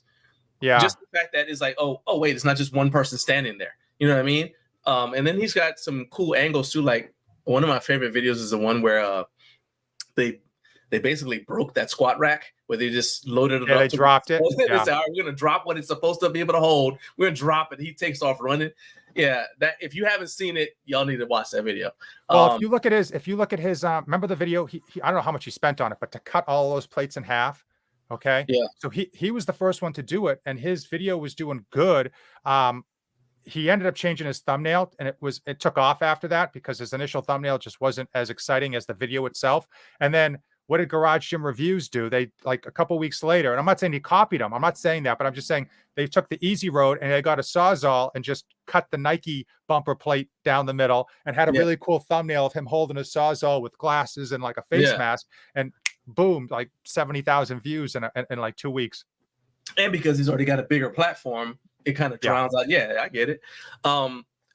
So Rory, I did see your offer. He said, attention all YouTube reviewers, send me your equipment, I'll test it for you, but don't bother sending a return label. So Rory, let me explain something to you. Let me drop some truth on you. It would be easier for me as a human being to buy the equipment and not review it, not spend the 30 or 40 hours reviewing it. Okay. So as an example, we talked about the Fire Done Power Rack. How many hours do you think it took me to assemble that piece of equipment? Oh, geez. It took me 4 hours to unbox it and even assemble it. So before I even do set number 1, I'm 4 hours committed to my time to this piece of equipment. Okay. Right. So, I mean, if you want to be a YouTube reviewer, I always laugh when people ask me this kind of question, because I do it. Do it for 5 months. Do it for a year. Yeah. You won't make it the year because you're going to realize it's not worth your time. Literally not worth your time. I mean, I think a lot of people do it, and actually this relates back to what we were saying in terms of people not being interested, because what we're looking for is engagement, right? It's not just that you watched it, but it's like, well, which videos do people comment on? Which videos do people share, right? And people who are really into, because there's a segment of population that's really into it, who's really into equipment reviews. I don't know how to say your name, my man. Plushé Barbell Club. He said he loves barbell reviews, right? So people who are in that demographic are more likely to comment on your review videos. Whereas somebody who just wants to watch, maybe it's a training video, they may not comment because they just see it. They potentially click like, but they might have it on just in the background and not really even be. So you'll get the watch time from it, but you won't get engagement. And so what we interpret that as is, okay, people don't want to see this. They want to see this, right? Yeah. And YouTube will prioritize the videos where they get the most engagement too.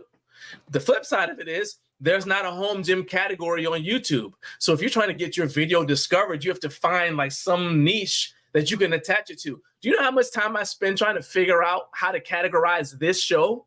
Is it people and blogs? Is it entertainment? Is it education? And if it's education, I got to like put all kinds of stuff in them. Like, there's not really a category. There's not even a fitness category.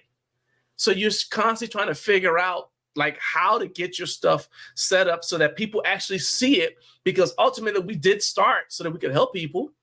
Like I started because I remember what it was like when I was setting up my first home gym and I had zero information. So this whole channel is a kind of like a shout out to me in 2001 before, all this existed, but still it's like a shout out to me. Right. And so I'm just picturing somebody is in the position I was in. And now they have it worse. Now it's a fire hose of information. I didn't have enough. Now there's a fire hose of information. So they don't know who to trust. But it can trust no one. Trust no. Yeah. I don't trust anything I see. Trust people in gray shirts that say MP on it. That's the only. This is a company that listen. I only wear this shirt because it hugs it. Wrong arm hugs the arms. It just. Oh, yeah, definitely. I don't even know why you brought sleeves to this interview. So anyway, they're just gonna fall off next time you flex. I just want it to be family friendly. That's all. Oh yeah, that's true too. How are you gonna shoot my ratings up in the female demographic? Yeah. But no, like, so let's go back to what Rory said. I know he was just kind of putting it out there because everyone says they want free equipment, and I get it. But as an example, Rory, if you have all the weights you possibly need, and I just send you a pair of 45-pound bumper plates, right? Something that's just like, don't even need it, barely going to use it. Why would I have it? It's just taking up space. And then I said to you, go make a 10-minute video, and oh, by the way, make it interesting. How are you going to make it interesting on a 45-pound bumper plate unless you cut it in half, drop it off of a ladder, try to beat it up, shoot it with a gun? You know what I mean? It's just like, you think it's great to get a free equipment in, and I'm not knocking it. When it's free, it's even better. But most of the free equipment that people are willing to send you is junk or crud, or it's just like, budget. It's or like, it's just stuff you don't even need. It's like I don't need an extra charge more for that. You charge. See, here's the thing. You're getting money, which is awesome. You're getting money to make these videos. They're just like trying to get free content out of me. So I've said no to a number of companies. And the more I do it, the more I say no to companies because, I'm like, it's going to take me 30, 40 hours to make this video good so that my subscribers actually want to watch it, regardless of the quality of the equipment. And it's just like, what's my time worth, right? That's the thing but see, that's how my negotiation works. So, I mean, I get a bunch of stuff that's stupid too. So like I got invited. I'm not making this up here. Let me scroll up because I actually wrote it down. I was going to talk about it. It's like I call, that segment I have like tales from my inbox, right? I've been invited to make videos for free to promote metal organizers to hang your leggings in your closet. Yeah. I'm like, first of all, how'd you get this number? And I'm like, we got a visitor? Yeah, my daughter loves to get my printouts for me. That's her job. So I got my to-do list for the day here. It's like I also had an offer to promote a heated eye mask, and then electronic cigarettes. I'm like, have you even watched my channel? Right? No, they haven't. Even for the stuff that is that does apply, I'm still like, look. They'll say, well, we're sending you the product. And I get it, but I'm like, especially if it's something I have no need for, wasn't even thinking about. I'm like, if you want to pay me by giving me this product, you work at the company, right? Do they pay you in product? Or do they give you actual cash that you can use? Let me give you an example. Let me give you an example, John. Pick a company, any company you want. Pick a fitness company. Go ahead. Fringe Sport. Fringe Sport. Okay. So let's say Fringe Sport sends you their new Swiss bar, right? Their curved Swiss bar that has a value on their website of $300. They didn't pay $300 for that bar. They probably paid $50 for the bar, $25 for shipping. So the value to them is only cost them $75 to send it to you. So you're not really getting a $300 bar. Now they can write it up if they have to.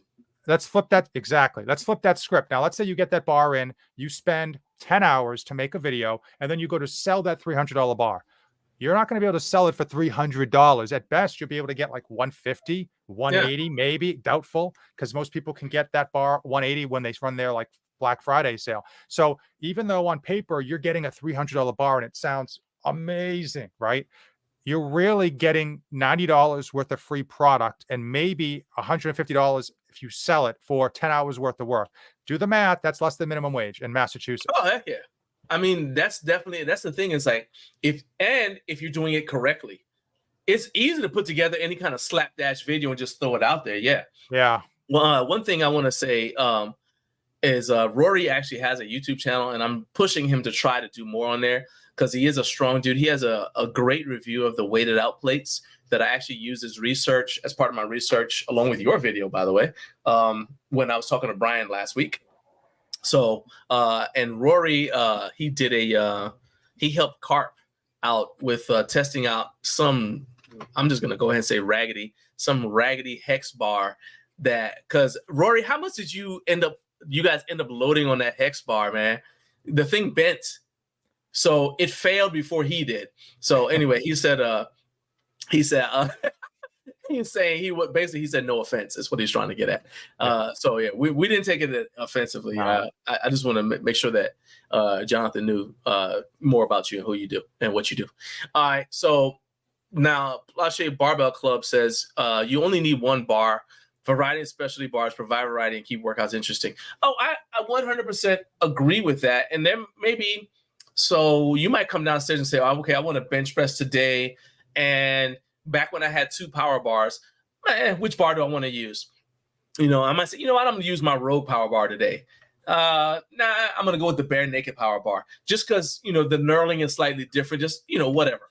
And yeah, it's variety. Maybe I want to go with my Axle bar. I completely get that. The point is, at some point, remember, you know, everything occupies space because of physics, right? So you're getting this stuff in. They don't send it to you if you don't have a home gym. So they send it to you because you already have a home gym, which means you've already got everything you need. So now they send you this other thing, and you know, don't cry for me. I promise you, it's not a horrible life. But I'm just saying, they send it to you. You're like, okay, now I did my review, and then it's like, okay, now what do I do with it? And I remember this company I did a review of their product, and I got rid of it because I basically gave it to somebody else. That's usually what happens. I either put it on Marketplace, or more often I find somebody who I know needs. Yes, that's what I do. It's easier. And I just donate it to them. Like, here you go. Hey, go ahead. You get started, right? So anyway, I did that, and they reached out to me like, hey, we want to send you something else. I said, okay, that's fine. And they're like, and we want you to do a video showing how the 2 products work together. I'm like, what makes you think I still have this thing? Right? There's no, I don't have it anymore. And they got upset. I'm like, but there's nothing. I said, number one, you never said, hey, we want to establish a long-term relationship with you. So please, you know, we want you to hang on to it. But you just expected I was just going to hang on to your product that, to be honest with you, is great for a beginner, which I'm not. But I was just supposed to know I'm supposed to hang on to it. Because I even said in the video, this is I should take it as an insult. Because I said in the video, this rack is good, but once you get to the point where your bench press is getting close to 400 pounds, then you need to find another rack, right? Yeah. So I'm like, well, guess what? My bench is getting close to 400 pounds. I don't even feel safe using this rack for my hard training. So it just, to do home gym content, sometimes I feel like I'm holding back my own training because sometimes you're training on substandard equipment, and that I don't necessarily trust it because there's no guarantee when I get it that I'm going to approve it, right? You'll get stuff you're like, ooh, you don't train on this. But it's still in your house. It's still, yeah. And the stuff that you don't like is the harder stuff to sell because no one else is going to like it either. This thing. And then there's also like, in good conscience, who do I sell it to? You know what I mean? I'm like, yeah. So I do have friends that have like half their gyms decked out and stuff that I was just like, just take it. Just take it. Yeah, be careful. God bless you. Let's see. Yeah, so yeah, we got that. He said he'll be the official weight capacity tester. Yeah, that's what I was saying. I just wanted to make sure that we understood that. So he said that the hex bar bent at 500 pounds, but because this is America, they kept on putting weight on it. So they end up at 765. Yeah, and the giant Northland trap bar held up with that giant bar is good. Now, so John, I want to just go back to your earlier statement of like, well, why are people's views not good? And the best advice I saw on YouTube, and I think it was either from Mr. Beast or from someone else, but it was basically like, here's what it was. If your videos aren't getting views, it's because your videos aren't good. And you kind of touched upon that. A lot of people in the community are making these videos like haphazard and putting very little, effort or time. And I'm sure they think they're putting a lot of effort or time, but if it's just, they're just not compared to what they could be doing. And I'm not saying that they should, but it's like, if you want really good reviews, which I don't even have good views, but if you want good views, you've got to go above and beyond. You've got to really put out content that's different than what everyone else is doing. And you got to make it enjoyable. Like I'll click away on my own videos. If I can't watch them, forget it. I'll just click away. But so why wouldn't someone else click away? Right. That's one of the things that I say is like, if I go back and watch my own videos, at what point do I look down at my phone? Yeah. Like, I'm watching the video, usually I have it on in the gym. And if I have it on, at what point do I look away and start looking at my phone? That's probably 45 seconds after somebody who doesn't know me would have left. Yeah. Right? That's why I try to do everything I can to make them interesting, drop some Easter eggs, just, do some like fun cameos, get you involved in some of them because, you're just instant gold on my channel. I got Carp's Gym is in tomorrow's video. If you want to, the make man sure you hit the himself. subscribe button. He makes a cameo if you watch closely enough. He's in there. So I try to get other content creators to kind of do cameos, and it just makes the video more engaging because you're like, hey, I know that guy, you know. So yeah, I think, and so here's the thing. I think when I was putting this show together, not this episode, but I mean just the show in general, one thing I said would make it work is the fact that I think people enjoy listening to us actually talk about stuff like this. We think it's boring. We think they don't care. And I'm like, people like knowing behind the scenes stuff. They want to know like what you go through to create your stuff, because then they feel like they know you. Because it's not like, I mean, I'm not like, you know, Michael Jackson or something. I'm just a dude, right? So if you see me in public, you come up and talk to me, I appreciate it, you know? And then you already feel kind of like you know me a little bit, right? And it's the same thing like when I met Gluck. I already knew his wife's name. I already knew things about him because I had watched his videos. And same thing for him with me. And I think that people actually enjoy seeing like the interaction with us, because additionally, I think that is part of how we get our credibility, because they can hear us talk about things. They know if we know what we're talking about. They know if we have a relationship. You know, if I say something about French sport, you know, that I talked to Peter Keller. I have, you know, I mean, we're not like, I'll hang out at his house, but I'm saying like, I know him a little bit more than me, just somebody just looking up a website on the internet and say, oh, this bar is great because I looked it up on the internet. Well, heck, you could do that yourself. Yeah. You know what I mean? So to me, that's what they come to us for. And I think we should give them that. And that's just the thing with me. It's like trying to find how to make the best content, man, so that it doesn't just look like yours, because I don't have your personality. I don't have your editing skills, but you don't have my personality or my skills either. Yeah, so it's like, exactly. It's like being yourself and giving the people who are watching something that they want to see that keeps them wanting to come back and watching more. That to me is like it's what you want to do. You know what I mean? You got home gym con tickets, man?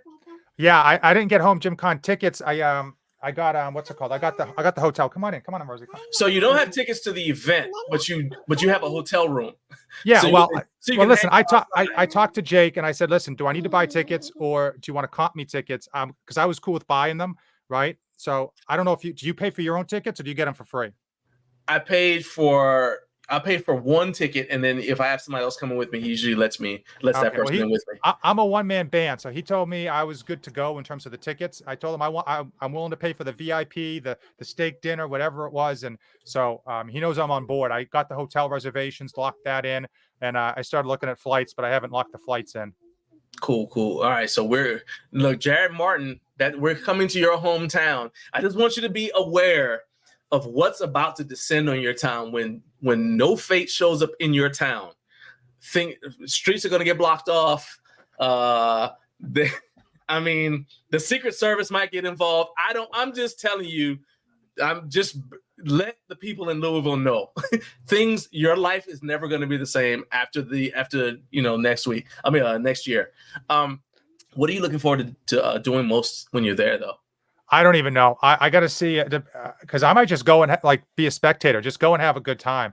One of the things I noticed from last year, and it's a testament to Jake, there was so many content creators there. It was almost like everyone was a content, which is great. But at the same time, it's like now you've got like 15 reviews of the Rep Fitness booth, 15 reviews of the Rogue booth. It's just like, so I got to figure out how I'm either going to make my content different, or if I get sponsorships to pay for my flight and pay for the hotel, then I'll make specific content for them, because again, it takes time. And if I can't get any sponsorships, I'll just make a vlog I'll just do run and gun, make a vlog and just enjoy the show.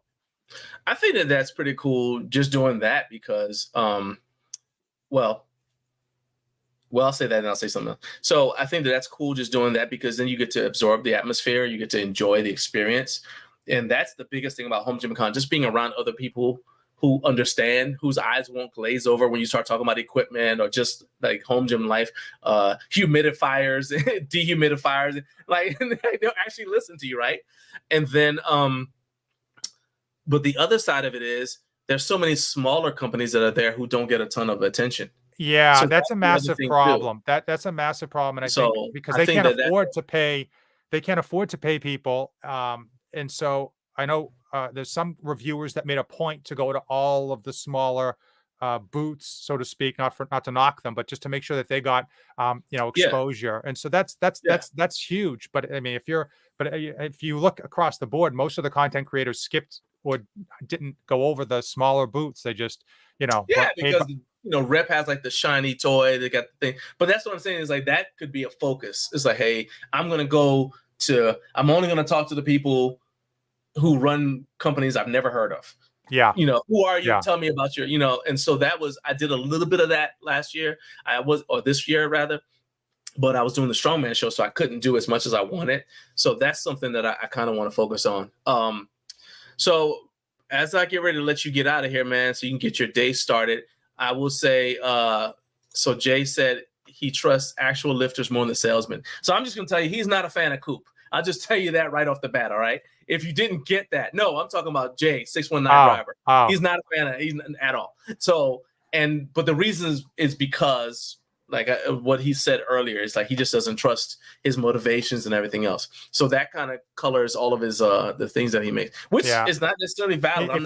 If you follow Coop's his personal Instagram account, you'll actually see his lifting, which what he's doing in his home gym. He's dude's super strong. Dude definitely lifts. Yeah. But you can see his training. Sometimes he'll post that. And it gives you an idea of what he's actually using. He had the video where he went to Rep Fitness and had a deadlift party with them. Yeah, lift off with their trap bar. I remember that. I think he got like 4. Yeah. I don't know if it was 4 or 5. I think it was apologist. Okay, I've got whatever, but I like to be fair. Yeah, right, that's. Let's see. Carp said he likes Brandon. He's been known to get stuff and then says, "Hey, I'm not going to do anything with this. I can't review it as junk." Yeah. So, want a funny story about Brandon?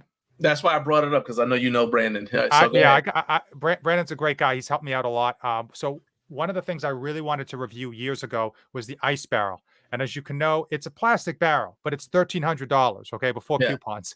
So it's like I can't afford $1,300 plastic barrel, but I really wanted to review it to see if it was good because I'm a big fan of ice baths. Well, he got contacted by the company and I was like, message him. I'm like, hey, just tell him to throw me a bone. Throw me an ice barrel. I know it doesn't cost him much. Just throw me one. And they did. And I made a whole video of it. Still own it. Still use it regularly. But a year later, Brandon put out a whole video about like how the review process works. And in that video, he reviewed the ice barrel and said how this is like a year later because he just had the video, shot the video, and just never got around to editing it. Nice. Well, man, before I let you go, what do you have coming up on your channel that people should check out? And I've got the thing going across there. You guys need to check out. First of all, follow NoFate247 on Instagram.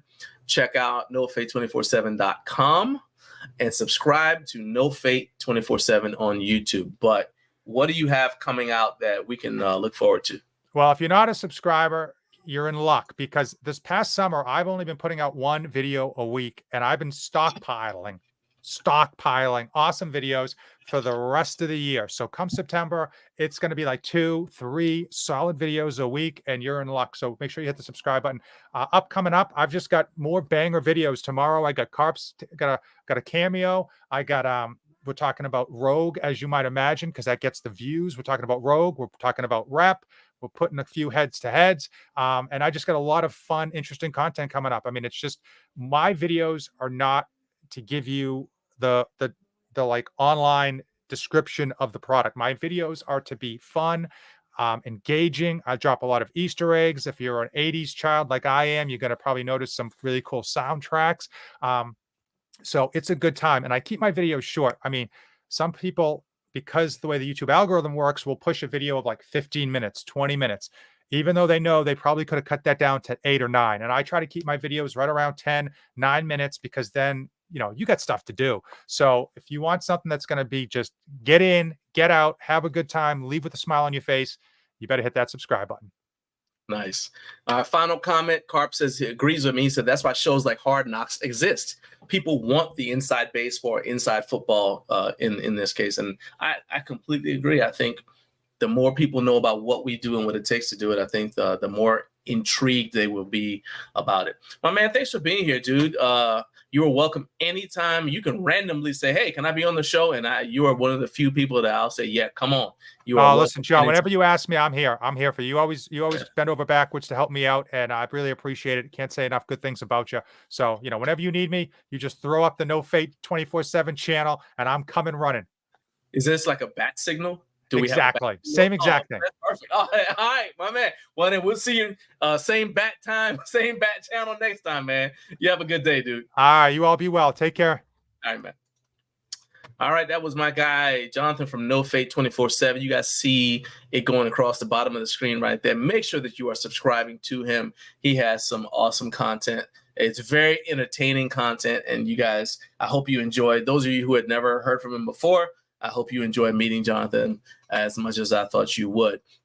Let's go ahead and get ready for our next guest. It's going to be Nick Nilsson. Nick is going to be talking about exercises and methods for boosting not just testosterone, but but keeping basically improving your hormonal profile in general.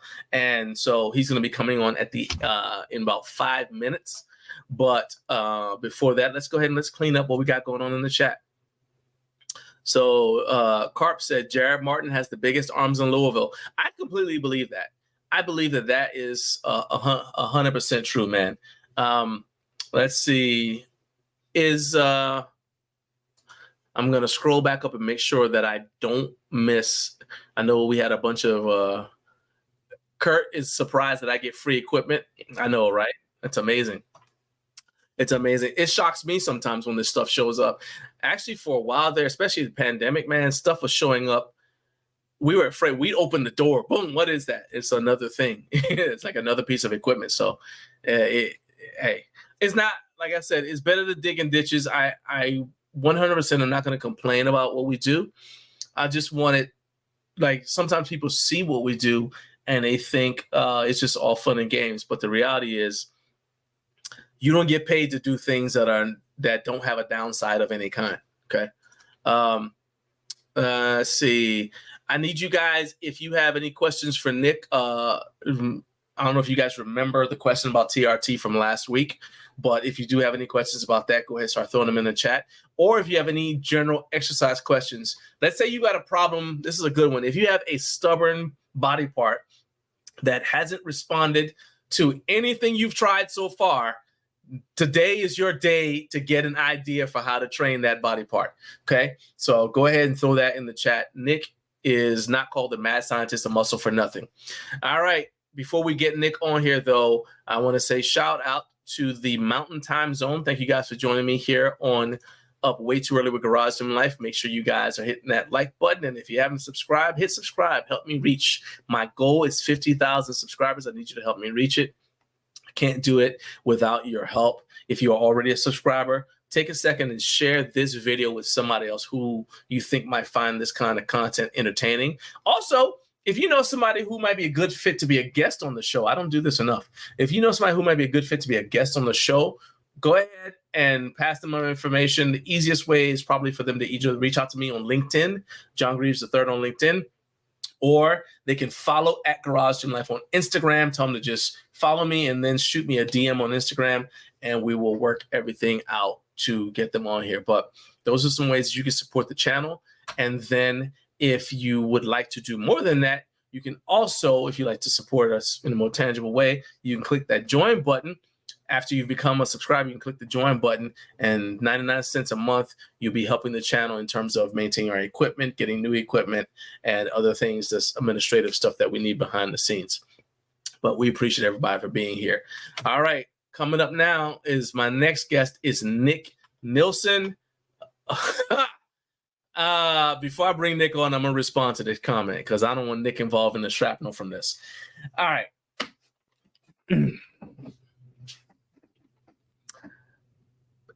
One, Coop doesn't know I'm alive. Okay.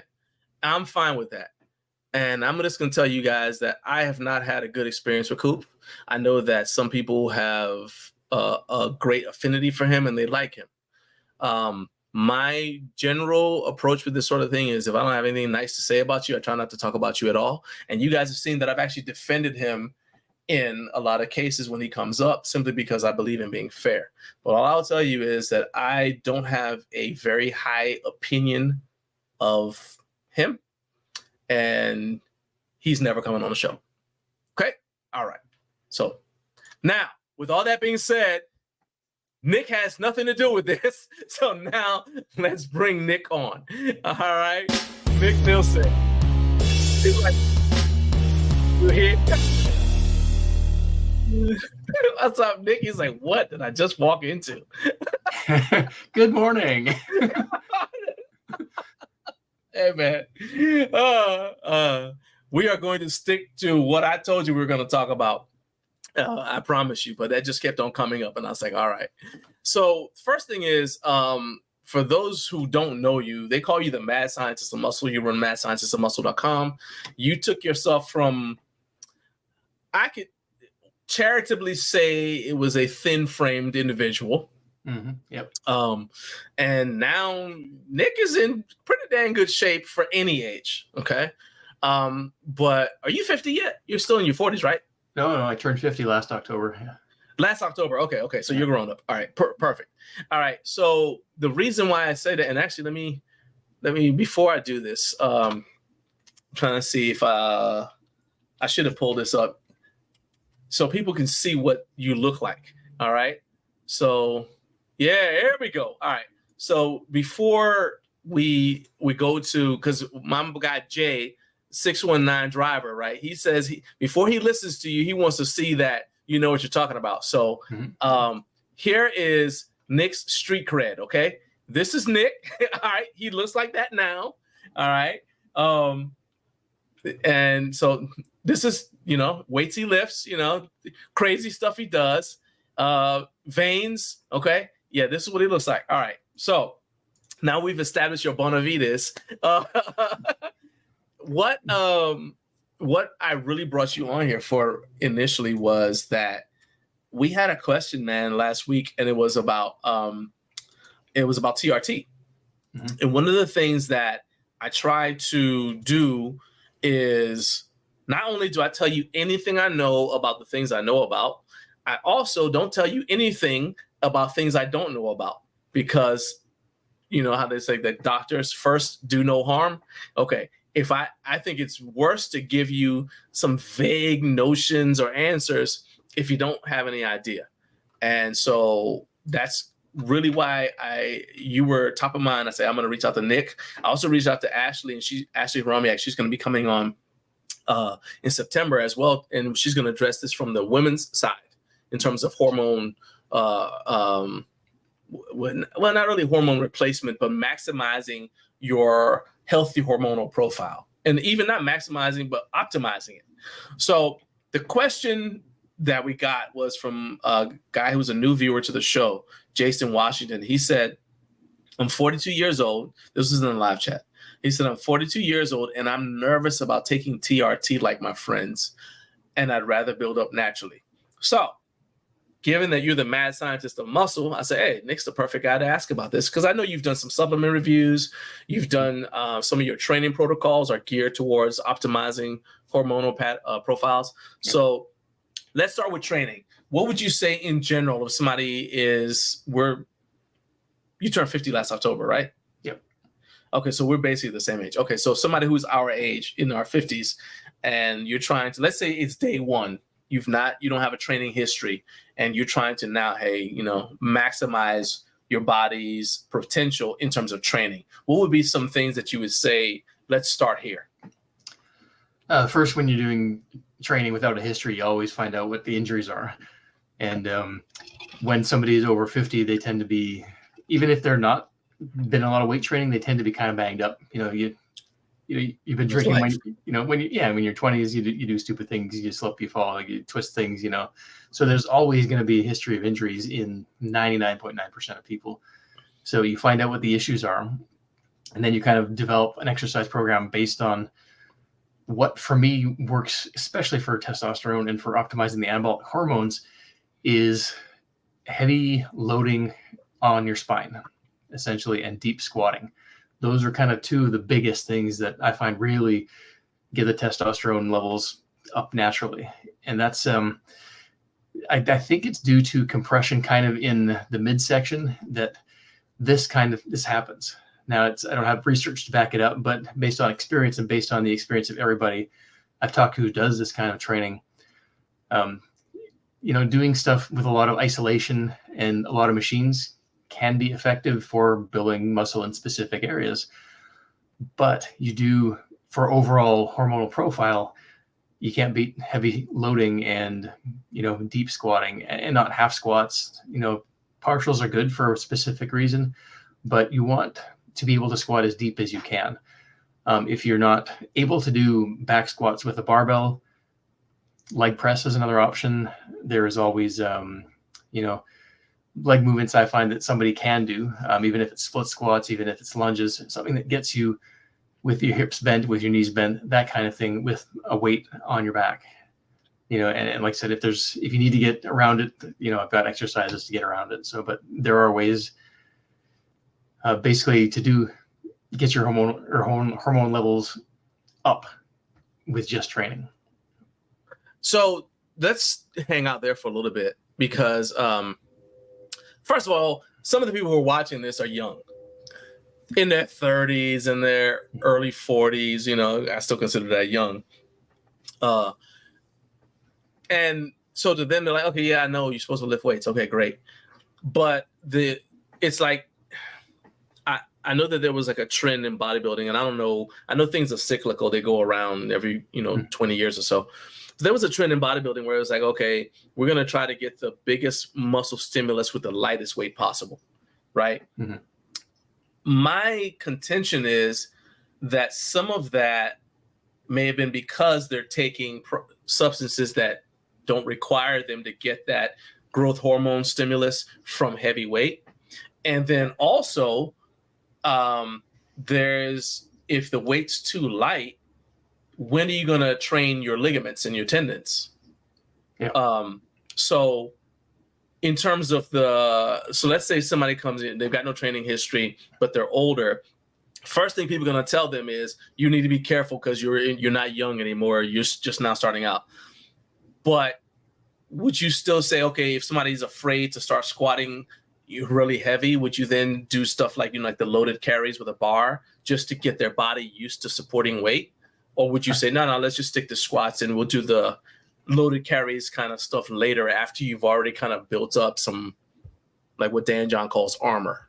Mm-hmm. Yeah, it's a really good point. And that is very true with how that whole thing came around with lightweight and pumping action, because when you're using other substances, that's actually a better way to train. But when you're not, then you shouldn't train like that. Then you actually do want that connective tissue training. You want that overall body armor training. And you could potentially start off with doing some of the loaded carries and stuff like that. I still would actually have somebody doing squatting movements, leg pressing movements, lighter weight with whatever they're comfortable with, and then build it up from there. But that action at the hip is really key for developing strength and getting the testosterone levels up, because that's, you can do farmer's carries. Why do you think that is? Why do you think that, like why is specifically bending down? I mean, because that, I guess, is because we're designed to pick things up off the ground. But why do you think that is, like the specific action of going down as low as possible and then standing back up? Why do you think that gives such a huge hormonal response? Because the things like squats build your whole body. I don't know if you've heard that, but why do you think that is? My own personal opinion is it's compression on through your entire hip area, where somehow that is a signal for your body to, whether it's through circulation or, basically this is conjecture. I like to say I'm getting ahead of the science because, I'm kind of thinking we're theorizing. This is a theory. This is theory. Yeah, exactly. Yeah. And I think it's compression in the hip area that's kind of, stimulating that processing of testosterone in the body through the testes, that kind of thing. Oh, okay. If you don't have that pressure, you don't have that loading in that position, you're not getting that same stimulation. And, gotcha. this is something based on reading I've done over the years and experience and stuff. And, you know, is that the reason? I don't know that for sure. I haven't tested that for sure, but I think has something to do with it. Because I remember things like the 20 rep squat program, Randall Strawson. Yeah. It's like you get people, and I remember when I was not really squatting, I was doing all the other stuff, working a long time. I mean, I worked in a public gym, and I was doing all the upper body stuff. You know, like the split. It's like your upper body is divided into parts. Your lower body is just legs, right? Yep. So it's like chest, arms, and maybe you say like chest, shoulders, arms. Then it's subdivided into chest, delts, traps, triceps, biceps day, you know, whatever. And then leg day is legs. Yeah, we'll do leg day today. Legs. And then it's gonna be leg extensions, leg curls, maybe stiff-legged deadlifts. Because, and this is like 1993 to 1999. I started squatting in 97, 98. And I noticed I put on 20 pounds. 20 pounds. I went from 160 to a soft 160 to 180. And I was still in fighting. I was fighting at the time. I went in, I was in fighting shape just by squatting. I added 20 rep squats in.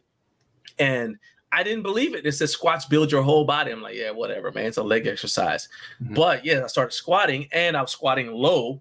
And man, it's crazy because you actually have to use your upper body even to come up. Because when it starts getting heavy, you're like, everything's pushing, like, get me out of here. You know what I mean?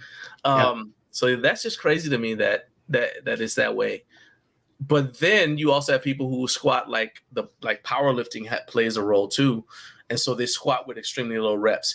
Do you think that it's better to go, not necessarily high reps, but let's say sets of 8 or whatever? What's the good rep range to elicit the growth hormone response, which doesn't just make you bigger, but it also helps to keep you younger? Would you say is the optimal rep range for that? Based on experience, I would say you want to go heavy enough that you're really getting that heavy spinal loading. So you don't want to go like really lightweight. That was kind of the beauty of the 20 rep squat system, is where you take a weight you can normally get 10 for, and then you grind out 20. And that's absolutely brutal. Yeah. Yeah. So it's very effective, and it is tough to recover from. So, you know, that's also a consideration as well. I would stick kind of like in the 6 to 10 range myself. I've actually gone back when I was even crazier, back in my 20s. I worked up towards a set of 40 with 315.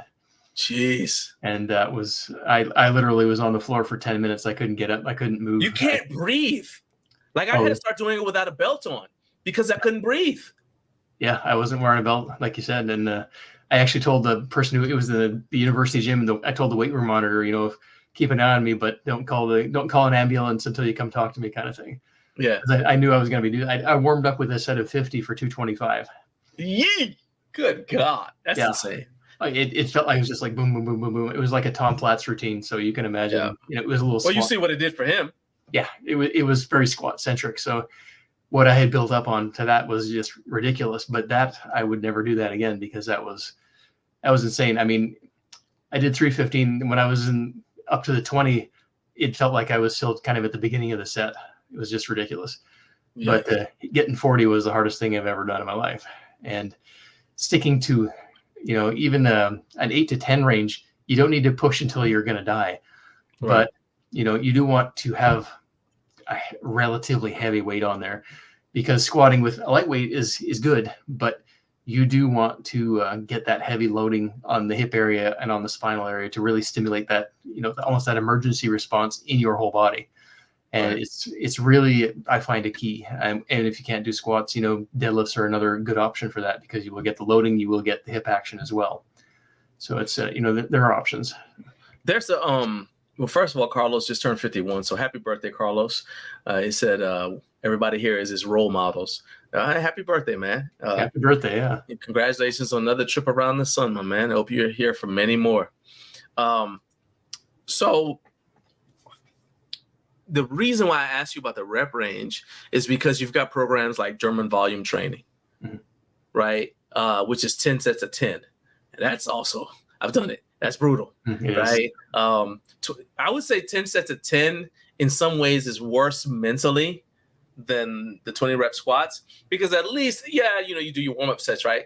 Then you get the final set of 20, but that's it. And once you get to 20, you're done, right? Yep. German volume training, once they get to about the 6th or 7th set, you're in at least I am absolutely miserable. And I got 3 more sets of this? Like, nah. Yeah. Horrible. Why am I doing it? And then you lose count. So you have to have like a way to keep track of it. So you can't just collapse. You got to okay, let's go mark this down, or else you'll mess around and not do enough sets. I've never done too many sets, but you mess around. You won't do it. You won't do as many enough sets. So I just think, I know like the 5 sets of 5 thing. That's like the Reg Park protocol. Do you like that? The 20, basically 25 reps. Do you like that idea? I do, actually. I think it's basically cluster training, and it can be very effective. And it's the key is to basically push hard and get to the point where you're getting close to failure, but not actually hit failure. Hitting failure, especially in like a big exercise like a squat, is incredibly demanding on your nervous system, especially as you get older, like into your 40s and 50s. Yeah, that can really kind of whack you out for days if you really push yourself super hard. The German volume training is another example of that too, where it's something you can get away with when you're younger, you can get results with when you're younger, but as you get older, you kind of need to temper the intensity versus volume kind of thing, where if you try and do both, it's just going to destroy you. So training is only one component of it. I think of it as like a triangle. It's like your training, then your recovery, and then it's your diet. And I guess diet is part of recovery too, because the better your diet is, the easier it is for you to recover from your training. So let's talk about some of the lifestyle things that you need to do if you want to optimize your hormonal profile as a man. Like I said, I'm going to get Ashley to chime in from the standpoint of women when she comes on.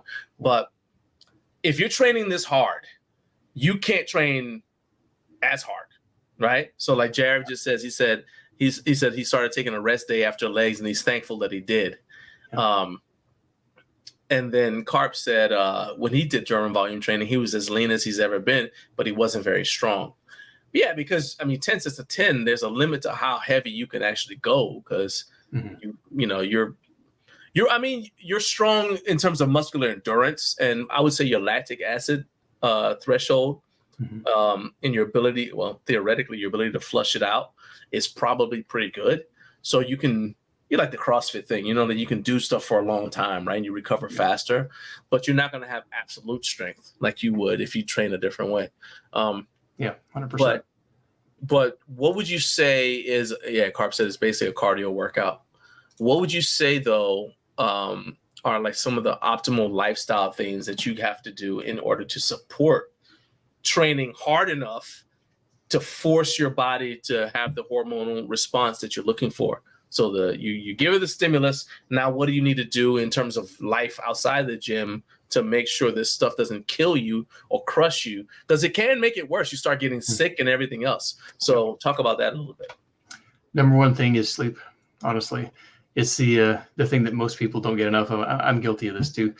But trying to get better quality sleep is going to be very beneficial. And this can be a challenge, especially if you're in your 50s and potentially you have kids that are, interfering with your sleep. I don't have kids, so, I'm just talking basically from what I've seen in other people. I've got a dog who's lazy and he sleeps until whenever I wake up myself too. So look at you. You're living in a promised land. I'm telling you, man. But yeah, it's sleep is basically the number one thing. And then, other lifestyle things won't have as big of an impact as sleep will, but they will definitely have an impact. What about alcohol? Alcohol was the one I was just actually about to get to, and pulling back on that, minimizing or even completely eliminating it during times when you're training hard is going to be another key thing as well. Because not only is alcohol going to kind of disrupt your sleep, it's a very big hormone disruptor in terms of, actually estrogenizing your body. So, stuff like beer, alcohol, wine, a little bit, not a big deal. But if you're, trying to drink like you were in your 20s again, you don't have the hormonal tidal wave essentially to wash that away anymore. Yeah. So it really messes people up, especially when you hit 40 and you start to, your body does change when you hit 40. I experienced that as well. I had to change my training. I've never really been a drinker at all. So I had the advantage there in that I wasn't really missing anything like that. Yeah. But, if you're really trying to build up and you're really trying to maximize your hormone level, minimizing as much as you can, your alcohol level is going to be another big key. So it's funny that you talked about sleep, because the biggest challenge that I face personally is I work night shift. Mm-hmm. So my full-time job is at night, and I've been working this job since 2012. And even before that, I had a job where I was on a rotating night shift. Difference is then it was 8 hours. Mm-hmm. Yeah, 8 hours a day night shift. And then it was only like second shift. So it was like 3 to 11, right? So you can kind of still, like, the quality of sleep you get before midnight is different, right? It just is. Yeah. I couldn't explain why, but it's just different, right? And now I'm working 7 p.m. to 7 a.m. The good news is it's not every day. But the tough part is, so like my work week starts Sunday night. So Sunday night, I'm going in 7 p.m. I don't get off till roughly 7 a.m. Monday morning. Then, of course, it's like a 45-minute commute each way. Yeah. So tack that on. So I really don't get to bed until about 8 a.m. Yeah. And so it's like one of the things I have to do to kind of like minimize the negative effects of sleep on me. And you can go ahead and comment on this when I tell you. But it's like I have to make sure, I got the room darkening curtains and all that kind of stuff. But I'm talking about go to sleep, right? So it's like, okay, I'm at home, and I know a lot of people work night shift, and they're like, well, I got to wind down. So they'll watch TV or do it. I'm like, no. Get in bed and just go to sleep. Yeah. Because I actually, believe it or not, get about 7 hours of sleep even when I'm working, because I go to sleep. Yeah, that's the trick right there. Yeah. I go to sleep. I come home, and for me, it's technically, people try to treat it like it's, coming home at 7 a.m. if you work night shift is like coming home at 5 p.m. You still have to wind down. No, I treat it like I'm coming home and I'm exhausted after a long day, and I just want to get some rest. So I just go straight to sleep, and then I'll sleep, and I may wake up about 3:30, and then I'll train first thing, and that helps me wake up, and then I go to work or whatever, right? Yeah. So the number one thing for me, though, is, I still get 7 hours. And then on my days off, I go back on a normal person's schedule, so that, I'll take a nap my first day off to kind of catch up a little bit. And then I go to sleep, and I don't set the alarm for in the morning. I just sleep until I wake up naturally. What would be some lifestyle factors that, and I don't consume alcohol at all. Yeah. Because I'm like, I already got enough problems because I work at night, right? Yeah. What would be some lifestyle factors that your older clients who are our age, so we're not retired? Because if I'm retired, before you even answer that, my thing is, if I'm in my mid 60s and I'm retired, I don't have anywhere to be in the morning. So I can make, or whatever. So now it's like, I can devote everything towards training and recovering, right? I tell my dad, I'm like, I don't even understand your choices. You could lift weights and you got nowhere to be afterwards. You could lift weights, eat something and take a nap. Yeah. Nobody, like, seriously, what are you doing with your life? Right? But I still got to go to work. It infuriates me, but I still got to go to work. So what are some things that you find that your older clients struggle with, who are in our situation, like where we have to like go and make a living still? We're not retired. Yeah. Sorry, that just made me laugh, because there's always that saying that youth is wasted on the young. It's like retirement is wasted on the old, I guess. Right? Yeah. Like, what are you doing? I don't understand you. You're curious to me. Yeah. No, it's in terms of lifestyle factors, it's minimizing your exposure to blue light right before you need to go to sleep is a big one. So if somebody winds down by, messing around on Facebook on their phone, there are settings on most phones now to turn that blue light off, because blue light is basically a stimulus for your brain to wake up. And if you start watching TV, you're going to wake your brain up, and you're going to have a hard time not only going to sleep, but staying asleep by getting good quality sleep. So, like your approach that you're taking of not, quote unquote, winding down is actually probably the best thing you can do, so that you can just, keep that brain, your brain saying, okay, end of the day, boom, time to go to sleep. Blackout shades, perfect. There are, like, I've got even more than that. So like, everybody, for some reason, they decide they want to do all their yard work. I'm like, what's up? Like, do your yard work on Saturday like a good American, but they want to do their yard work on like Sunday, Monday, come home, cut the grass and whatever. Yeah. Forget all that. So I've got some leaf blower headphones. Oh yeah. That's just for hearing protection. If I hear somebody being industrious outside, they go on. I can't hear anything. I told my wife, she works from home, and I'm like, look, if the house catches fire, come tap me on the foot, because I won't hear the sirens. I won't hear anything. I'm out. I'm like, I kind of like that without the headphones myself. I sleep through just about everything. So yeah, I'm like, man, I can't. Because I mean, like, there'll be people like, I still remember this summer that this guy was fixing his roof. I get it, man. You got to fix your roof. But those dudes, man, it sounded like, and there's a bunch of them hitting the hammers. So it sounded like jackhammer, because they're all hitting at once, but it sounds like, yeah. Oh yeah. Like, really? They don't stop. Yeah. They just keep going all day. Put those on, and I can't hear anything. But yeah, go ahead. I cut you off. You said no blue light. And then what else? If you do have trouble getting to sleep, sometimes melatonin can be useful. Okay. That can kind of help you adjust. It's going to be tougher almost to try and get back on a normal schedule for a couple of days, because your body does get used to patterns. So if, having that rotating or variable schedule is actually going to be probably tougher than being on a consistent overnight schedule. But the tough part is then you're on an overnight schedule, and, your family's awake during the day, you're sleeping during the day. So it's, it is definitely a big challenge to do that, but it can be done. And I've had a few people who have used my programs who have asked me for advice on, how do I do this in terms of working the night shift, and, doing it the way you're doing, where you go right to sleep and where you train after you wake up. That's a good way to do it. For me personally, I have a hard time training in the morning or even when I wake up, because it takes me a little bit of time to get everything moving again. So that, for me, I would need to do it like right before work, enough time to have something to eat and then go to work. That would be my better option. So it's kind of experimenting a little bit and finding what works for you in your patterns, and when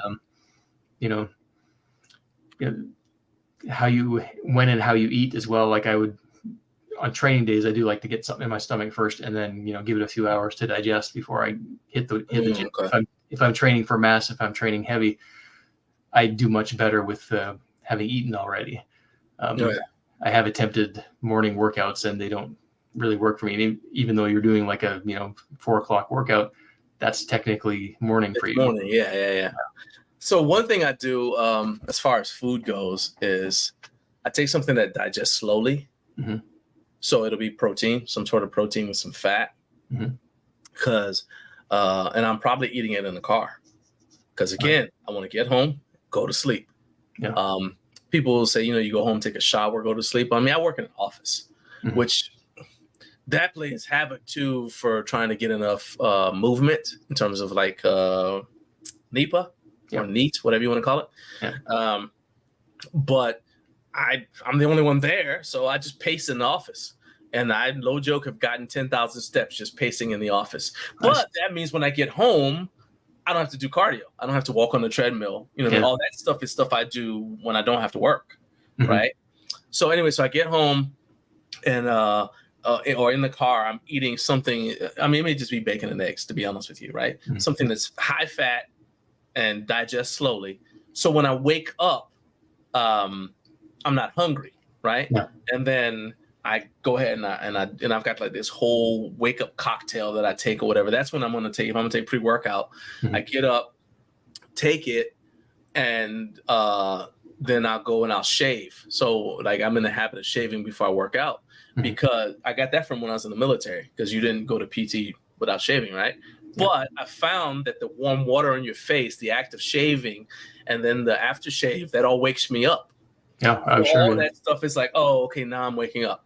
The other thing, because you said patterns, is even on my days off, I work out at the same time.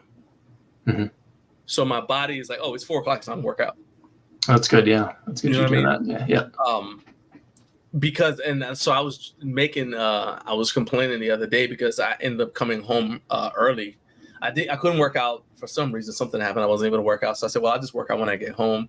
It happened to be an 8-hour night. I didn't have to work 12. I just worked 8 that night. So I get home. It's like 4 o'clock in the morning. Nobody's awake. Yep. So I was like, all right, again, but I go to bed at the same time as much as possible, right? Yep. So I was like, well, I'll work out now. And that's one of the best workouts I've ever had in my life. 4 o'clock in the morning. Nice. And I was like, seriously, you're telling me that this is my optimal time? I'm normally at work at this time. Or if it's my day off, I'm asleep because I'm trying to recover the sleep that I've lost. And I'm just like, that was just horrible. That's a horrible thing. Thanks for making me relive it. Anyway. Anytime. Yeah, happy to. So your channel focuses on training, but you have done some supplement reviews. I'm trying to say this correctly. Shilajit? Yep. All right. You talked about it last year as a supplement for total body strength and health, testosterone, everything, right? Yep. So talk about it. Now that you have more time with it, do you still believe in it as a supplement to take? And what are the benefits for the people who are watching? Oh, and Nick doesn't get any money for sending you to take Shilajit. He doesn't have like a Shilajit. I don't know if you got a Shilajit affiliate link or whatever. I actually do on the on the YouTube channel. Yeah. Anything I say, then Nick is a shill for Shilajit. I'm just kidding. I'm kidding. No, go ahead. Oh, honestly, the Shilajit is awesome. It's really good stuff, and there are different sources of it. So go to the one that I recommend. Go to a different one. There's good options out there, but yeah, I'm still taking it to this day, and. Give me the link. I'll put it in the comments so people can check it out because that way if anybody's interested. This isn't the one you said tasted like mountain dirt, right? Yeah, that's the one. Oh my. Okay. Yeah. But the good thing is this company that I've been working with, they have a capsule, and they also have one mixed with honey, so you don't even taste you don't even taste the mountain dirt or the bear scat. But yeah. You're not comparing the sales. Are the sales good? Are you getting a lot of affiliate income from this with your riveting? It tastes like bear scat. Yeah, that's not really a selling feature that I should be talking about. But, I'm like, I don't feel like you read the brochure all the way through when they're talking about how to sell it. Yeah, but if you're really serious about training, you don't really care what stuff tastes like. I mean, I'll be honest. Most people are kind of like that. It's like, you'll eat or drink whatever. If it really gets you the results, you're like, whatever, that's fine. But Shilajit, it is great for providing the nutrients that your body can actually use. The humic acid and the fulvic acid, which are two of the major components of it, are things that basically are present or should have been present in our food supply. It's decomposed plant matter. We don't get a lot of that with the farming techniques that are used today. So you're not getting a lot of, the minerals, the vitamins, the enzymes and stuff that our bodies would be getting if you were, primitive man ate a lot of dirt. Let's be honest. They didn't know enough to, I got to clean everything. I got to wash this in water. No, they didn't boil the water. They were getting a lot of this decomposed matter. Yeah. And that's where a lot of your nutrition was coming from as a primitive man was, the soil essentially. Actually, I wonder, but you know what? That's actually a good. I'm very glad, Jared. I see that. So Jared says that Nick knows some stuff bringing up that mineral supplement, and he's correct. That's why he's on the channel, man. That's why I brought him here. But I want to say that before you go any further, because you have like a certain segment of the population that says, don't take any supplements. You just need to eat good food, natural food or whatever, and you're good. Well, here's the thing. Our soil is depleted. Yeah. Our soil isn't the same as even our grandparents' soil. Right. Yeah. And I'm not, you may not be in a region where there's over farming, but just think about how basically if you don't get your food from the farmer's market, from a farm where it's locally grown and the people that did it and how they farm their stuff, whatever you got that says that it's all natural, organic doesn't mean anything, by the way. Organic doesn't mean a thing. You're still not getting stuff that's as good for you as what people were eating in the 50s. Mm-hmm. Just look at the food, and I'm not even talking about like the modified, the mutant fruits or whatever that people are worried about. I'm just saying that our food is suffering from soil that doesn't have as many nutrients in it. And you can look at like the food allergies that people have now that we didn't have before, because it's just, we're eating stuff out of season. Our bodies aren't used to that. So I think that supplementation is very, very important in terms of staying healthy. You got to be healthy before you can get strong. I hate to say it, but that's also a Charles Poliquin thing. He said, you can't put on muscle when you have bad teeth, because your body is fighting off the infection from your teeth.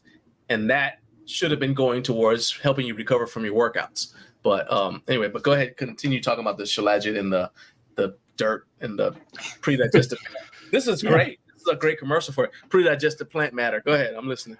Oh yeah, it's a thick black tar that tastes like bear poop. It's fantastic stuff. Cases of it is great. It doesn't smell bad. Well, maybe it doesn't, but it's but it's getting those nutrients. Like you said, that's the key. And I'll tell you right now, I take a fair bit of supplements, and hardly any of them are like bodybuilding supplements. They're more nutritional supplements for preventing deficiencies, for really optimizing how your body works, for making up for the nutritional deficiencies of the soil. That's the vast majority of what I take, and that's what actually enhances performance better. It enhances your testosterone better. The zinc and magnesium right before you go to bed at night. That's another really good one. It doesn't have to be that ZMA stuff. It can be any good zinc and magnesium supplement. Right. That's going to be really helpful.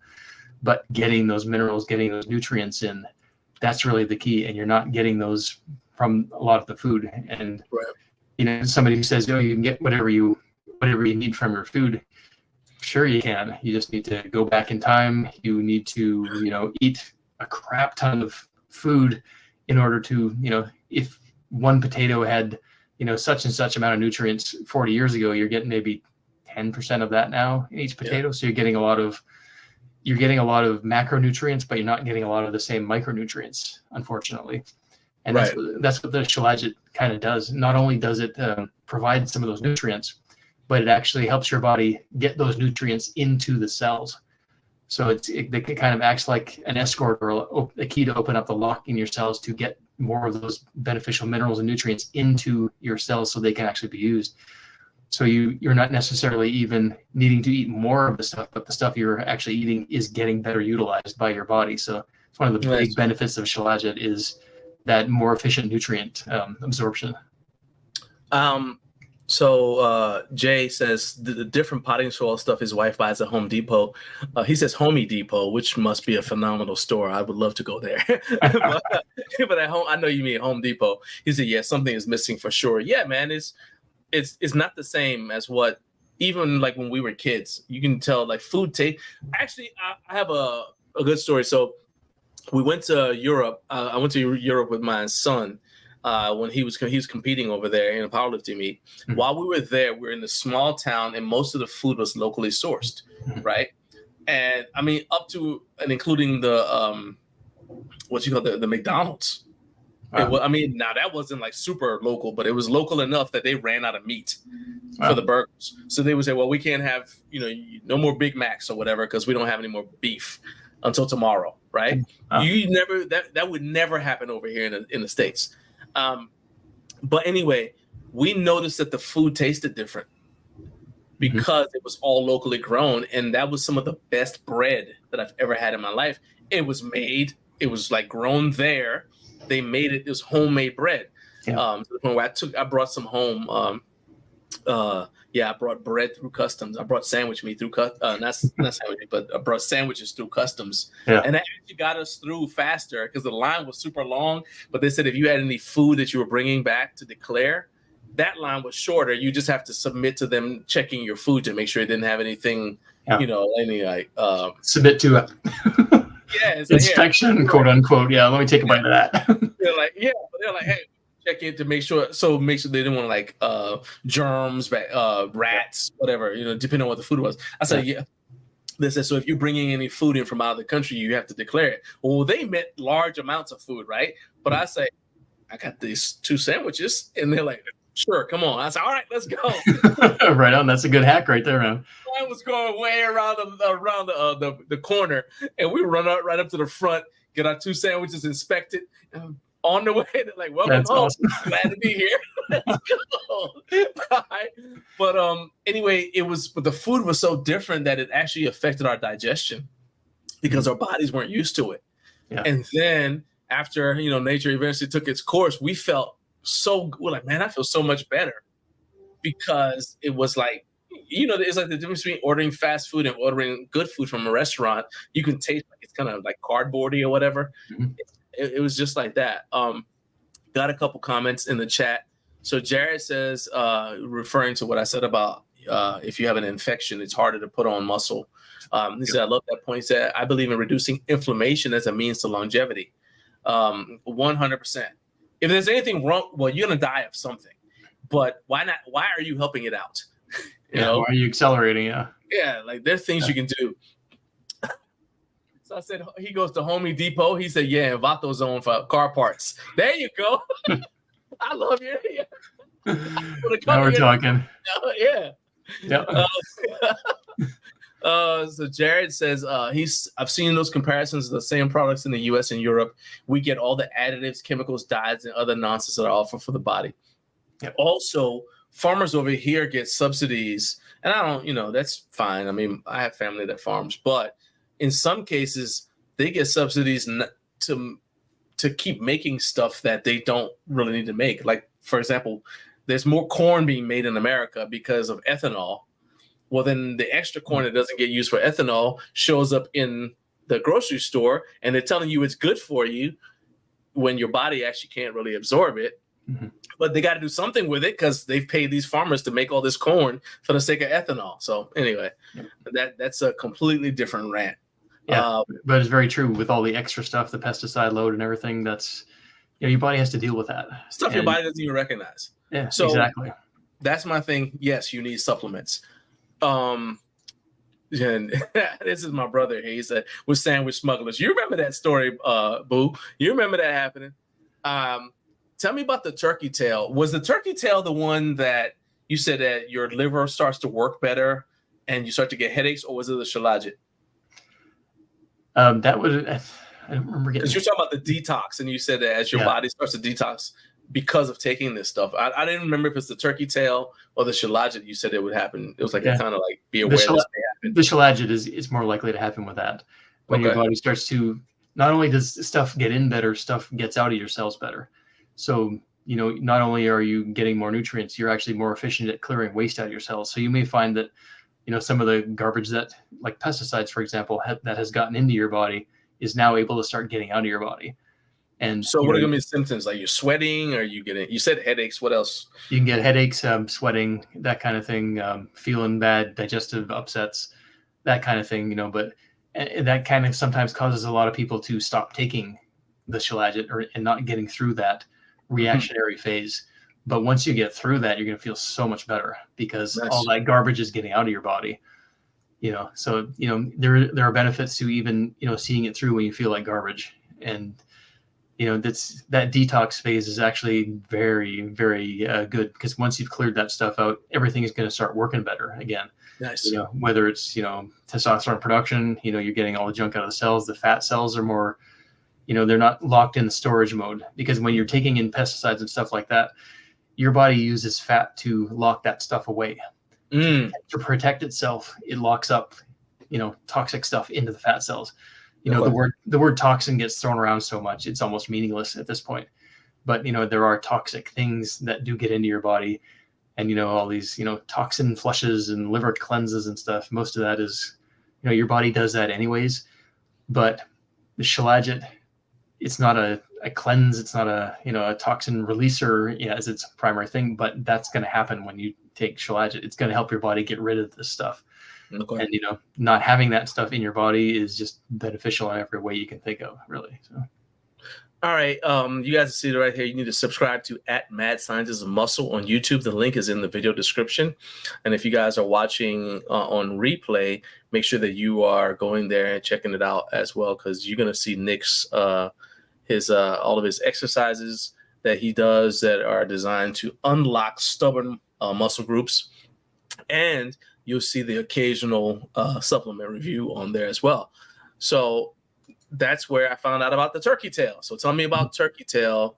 It is tougher we talked already, it's hard to add and maintain muscle when your immune system is challenged. So what's turkey tail and why should we be taking it? Turkey tail is a good mushroom extract. Very good for your immune system. So it's a lot of different mushrooms. Too? That one actually is in a capsule form. Okay. So you can pop it out of there, taste it if you want. I think I've had a powder and it's not bad, but this one that I've been was taking comes in a capsule form, and it is good for the immune system. And you will notice, especially if you're going into a situation where you're pushing your body hard, like going into a phase where you're ramping up, where you're increasing volume, increasing intensity, which you do want to do. You don't want to shy away from volume and intensity, but you want to manage it. That's the kind of thing that, I find some people, when they start really training hard and ramping it up, that's when they get sick, because they're pushing so hard that their immune system is getting, depressed. So taking something like turkey tail at the same time can help mitigate that, can help prevent that. Vitamin C is another key one. I was going to ask you about vitamin C. Yeah. The version I take is actually fat soluble. Okay. So it's a vitamin C ester product I get from bulk. So you would take it with a meal? You can, but I generally do. Like I pretty much, I just have eggs for breakfast every morning. Half a dozen whole eggs. Like you said fat soluble. So so taking that with a meal that contains fat is going to be key. Okay. But it also stays in your body. Like regular vitamin C, water soluble, gets flushed out within hours. This version of vitamin C is fat soluble, and it actually stays in your body because of its affinity for fat. Okay. So it's actually a really good ethyl ester. I think if I'm not mistaken, I'm trying to remember exactly what, but. All right. So Jared wants to know if you are on Instagram. Jared, there's the answer right there. At Nick Nilsson 1 on Instagram. Yes, he definitely is. Definitely everybody go ahead and follow him. And I've got the link in the video description to your Instagram as well. I want to stay on the turkey tail. Is it something that would be regulated? Do you know? Because like, for example, Matt, I don't know if Matt is on, Matt is still on here, but Matt's got a strongman competition coming up. And I believe he's in danger of breaking a world record, as a matter of fact. But would you recommend something like this for going into competition? In terms of being regulated, I'm not sure on that. I don't think so. I don't think it would be any issue to take going into a competition, but you definitely want to research that separately. I haven't researched that myself, so I don't know. Okay. But you'd also want to make sure you're getting, obviously, a source that's reputable, so they're not throwing anything else in there. So, so it's not like hot stuff or anything, if you remember that stuff. So. Oh God, it's like just you're not sure what's in there. You just see the Russian. What was the other one? Russian Bear. Yeah. It's like made by the same company. You just like, I don't know. I don't think I should put that in myself. No, it's I remember some friends taking the hot stuff and I actually tried it after they got busted. So I tried like the watered down version of it that didn't actually have the drugs in it. So. Oh yeah, you're like, this doesn't work at all. So I was like, one jug of that, and I'm like, And I'm looking back, I'm glad I didn't take that stuff. That was spiked with drugs. You just like the stuff that y'all, some of you young people who are watching this, you don't know how good you have it. But even then, still, I mean, there's still like some gray market stuff out there. You go in a supplement store. I went last month. I went in a supplement store looking for something, and I didn't recognize half the stuff that was there. And back when I was taking a bunch of stuff, like I knew or was familiar with it. Now I'm not into it. Shout out to my guy Garage Gym Homie. He does a lot of supplement stuff, like where he'll do reviews. That's his channel. It's in a garage gym, but he pretty much does like supplements, right? Yeah. Primarily pre-workouts, but a little bit of sleep form stuff as well. Yeah. But for the most part, man, you don't really hear about it anymore. I'll tell you, I did a LexisNexis search on some supplement companies a few years ago, and it was crazy how many of them had lawsuits for this thing and that thing. Yeah. And they don't get mentioned in normal, and LexisNexis is accessible to anybody, by the way. It's just a search of legal cases. You do LexisNexis search, and I was like, none of this stuff was talked about in bodybuilding media at the time. Yeah. But I was like, whoa, they got sued, and they got sued, and they got sued. Like, this is all stuff that you could buy on bodybuilding.com, and you would never know. right? So I'll say, Jay says, I would like to have a show on just nutrition, different diets and macros. Yeah, man, if there's enough interest in that, I'm happy to have something like have people come on and talk about that. Like I said, for me, the home gym thing, and Nick does reviews of equipment and stuff too. In fact, he's done reviews of stuff for this channel. But for me, you can't just do reviews. If it's going to be home gym life, I want to be able to support the spectrum of home gym culture. Training, nutrition, the thing. Once you know what to buy, you need help. Like, well, how do you use it, and how do I recover from using it? And that to me is like the and how do I get motivated to use it? Use it again. It's like that to me is like all the things that I want my channel to cover and encompass. So I appreciate you helping me out with that. Last question. What is coming up on your channel that we need to look out for? In the near future, actually, I'm coming out with a new program specifically for helping you turn back the clock as you get older. Bam, there you go. Yeah. So that's like I'm 50 right now, and I'm doing stuff still that I wouldn't do in my 20s. Right. You have to adjust how you do it and how often you really push yourself. Like I'm training to potentially take a crack at that Inman mile that you I saw that. Unfortunately introduced me to. I just like to show people opportunities to excel, and if they choose to run with it, that's up to them. Man, you know what? I'll tell you, I'm about 190 pounds right now. Last Friday or last Saturday, I did a kind of a test to see where I was at. So I took a 1.5 times my body weight, put it on a safety squat bar, Mars bar specifically, and as my training for this. And I managed to get a third of a mile with my body weight on, with 1.5 times my body weight on there. And that was just brutal. So I'm like, this is going to take some more training. And that's with a safety squat bar. So my shoulders would be destroyed if I tried to do that much weight for that distance. Nobody has ever done it. So for those who are watching who don't know what an Inman mile is, it's basically you take your body weight, take 1.5 times your body weight, load it on a squat bar. It's supposed to be a normal squat bar, and you have to walk a mile with it, right? And so Nick I would say you've come the closest out of anyone I know to being able to do anything close to that. Because first of all, if you're walking a mile, I hope you're walking a half a mile and then walking half a mile back, because otherwise, what are you going to do when you get to the end of the mile? Unless you're at a track, I guess. Yeah. What are you going to do then? It's like, because how do I get home, right? That is, if you do it, I promise you that you'll be the first person in history to ever do it, which I'm sure is why it's attractive to you to try it. Yeah. But I'm honestly not sure that it's physically possible with the straight bar, because I tested it with the straight bar a couple of years back, and I'm like, man, I think I got maybe 150, 200 yards before my shoulders. I actually got a shoulder injury from it. I mean, it's fine now, but just in that position, and it just starts, settling down on your back, and it just puts your shoulders in that weird position. That's how I knew it was murderous when I told you about it. I said, yeah. But with the safety squat bar, the Mars bar holds more like a backpack. It's not how much pain your shoulders can take, but it's how much loading your body can take and still be able to breathe. Right. And I had 285 on the bar, and walking up and down my street, if I do that 3 times, that's a mile.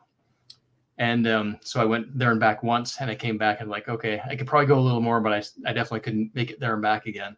Yeah. And so it was that compression is what really gets you. And so I was under load for about 8 minutes with 285, and that's some compression there. So it's training for that now. So. Yeah, I've done 180. No, it's 180 each way. So I've done 360 feet. Yeah, it's tough, man. It's tough. Okay, I was like, no, we're done. That was it. I was like, we'll just tell Nick about it. He'll do it. Oh yeah. So that was why I did 550 yards with the 285, which 1.5 times my body weight. Yeah, that's respectable, man. Well, man, I appreciate you being on here. Like I said, I want everybody to go ahead and check out your channel. You guys, Nick is on Instagram, so follow at Nick Nilsson 1 on Instagram. Check out madscientistofmuscle.com. You'll see all his programs on there, including the new one that's coming out. When's that coming out? That's going to be probably 2 to 3 weeks. So 2 to 3 weeks. In the final stages, yeah, it's really good stuff. A physiological approach to setting back your body clock. So, All right, so we're doing this live on August 23rd. So mid-September, you should be able to see that. So just keep on checking Mad Science is a Muscle. Bookmark madscienceismuscle.com and keep going there till you see it. In fact, get one of his other programs to do. Like Metabolic Monster will probably be, I would say, is probably a good one. And then subscribe to Mad Science is a Muscle on YouTube. All right. And Nick, is there anything I've forgotten? Is there anything else that they need to go check out? No, that pretty much covers it. Yeah, I got a ton of great exercises and training info on that madscientistamuscle.com site. Books you can find on there. You know, sign up for a newsletter definitely, and you'll be the first to know when that new stuff comes out. So perfect. Awesome, my man. Well, look, you have a good rest of your day. Go wake the dog up and make him do something. All right. I'll talk to you later, man. Have a good one. Appreciate it. Right, man. Thanks. All right, that was my guy, Nick Nilsson. He's from madscientistamuscle.com. All right. Now, here's the deal. I said that I was going to let you guys who are watching live, if you're watching the replay, obviously you can't do it because the show's over.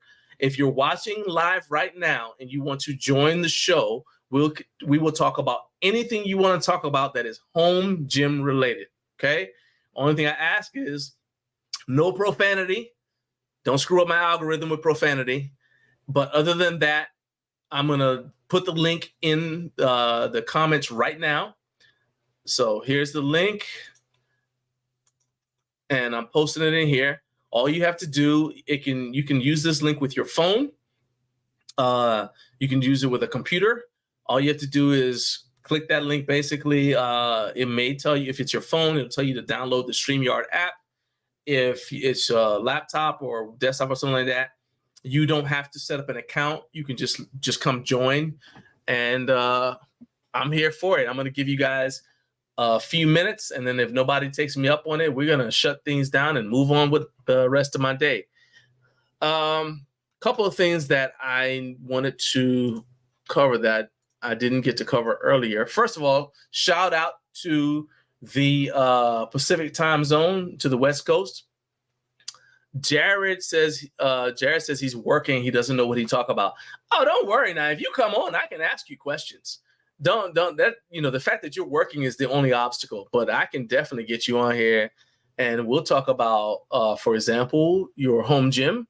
We'll talk about how you've set it up, the things that you're doing in terms of your training.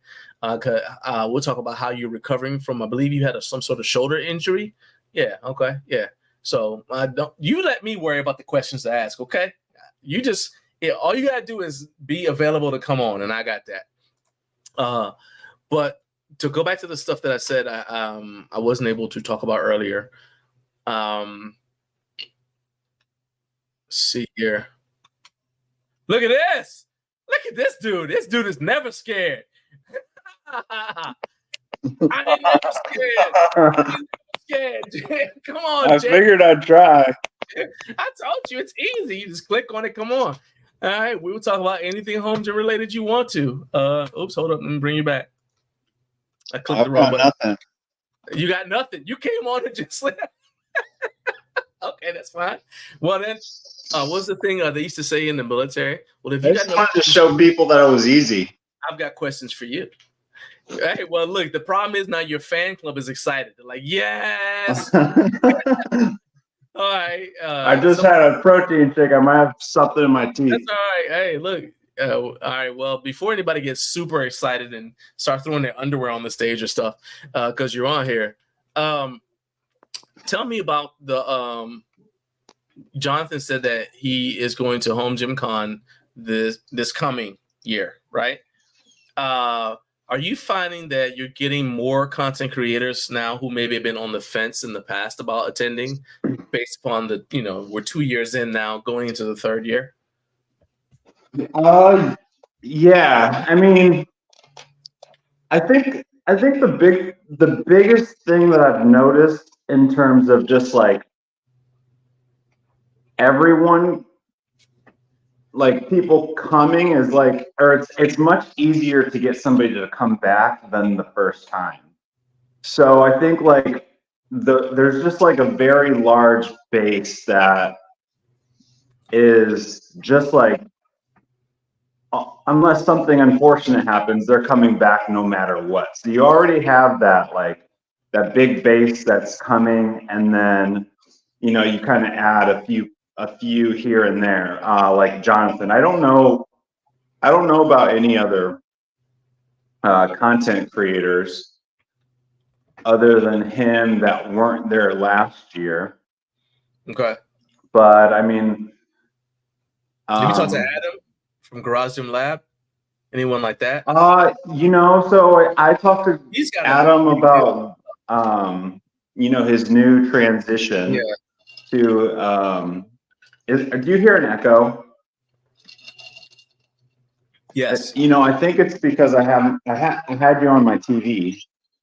Let me turn the TV off real quick. I just figured you wanted to hear me twice. What about now? That's good. All right. So like Adam from Garage Gym Lab was like, I might even get a booth for his thing. Oh yeah. So sweet. So yeah, I mean, I think Adam's gonna probably come. Okay. He's somebody else I've never met in person. I would like to meet him in person. So Adam, Basement Brandon said he had the weekend that was chosen was like a big powerlifting meet. Okay. So you know, he's more into powerlifting than home gym. So I think he'll probably go to do that. Coop, I don't know. Wait, let's not open that can of worms again. Yeah, I heard you talking earlier. Oh no, I wasn't even talking about that. I was talking about the when they were talking about Coop not attending. I was like, let's not even open that can of worms. If he comes, sure. If not, and I don't have a problem with other people liking him. I mean, you know, it's just he's not. Yeah. Legitimate question though: is barefoot boots included with barefoot shoes for Home Gym Con? I think so. I think they'd probably bring both. I think it's all under one brand. Okay. All right. I didn't even know what is this barefoot boots thing, because I've got like the ankle thing. So is this like a new thing they brought out? What is this barefoot boots? Yeah, it's like they have barefoot shoes, and then they've added like barefoot boots. So they're like work boots, but I see it. I see with the barefoot. They're kind of like chuckas. Okay. Yeah. Yeah. All right. Let's see here. All right. Says got to clock in, make some money, peace and hair grease. All right, man. I appreciate you being here, Jay. I want to know, Jay, if you watch this on replay, I want you to go to Home Gym Con, because he's in the middle of putting a home gym together right now, and I think he's in the sweet spot for who could benefit the most from Home Gym Con. Of course, then it's like, okay, now you're surrounded by too many shiny toys. How do I decide? But you get to touch everything and kind of make some good decisions. So that's really what, to me, is like that's the demographic I think ultimately can do can benefit the most out of the whole thing. So that's a really good point. You know, the people that showed up the last 2 years, you know, they definitely got some value in like touching equipment, but we haven't quite touched like the group that has no idea what they're doing but want a home gym, and Home Gym Con is the actual perfect place to go to figure out what you should add to your home gym. So I think more people will travel to Louisville to do that. Yeah, I can see that. It's like and I know you said you didn't want like a whole ton of walk-up traffic, but if people are just in the area, like they're local to Louisville and they know about it and they're interested, then we may get some of those people just coming in and kind of checking it out. Like, oh yeah, this would be kind of cool. And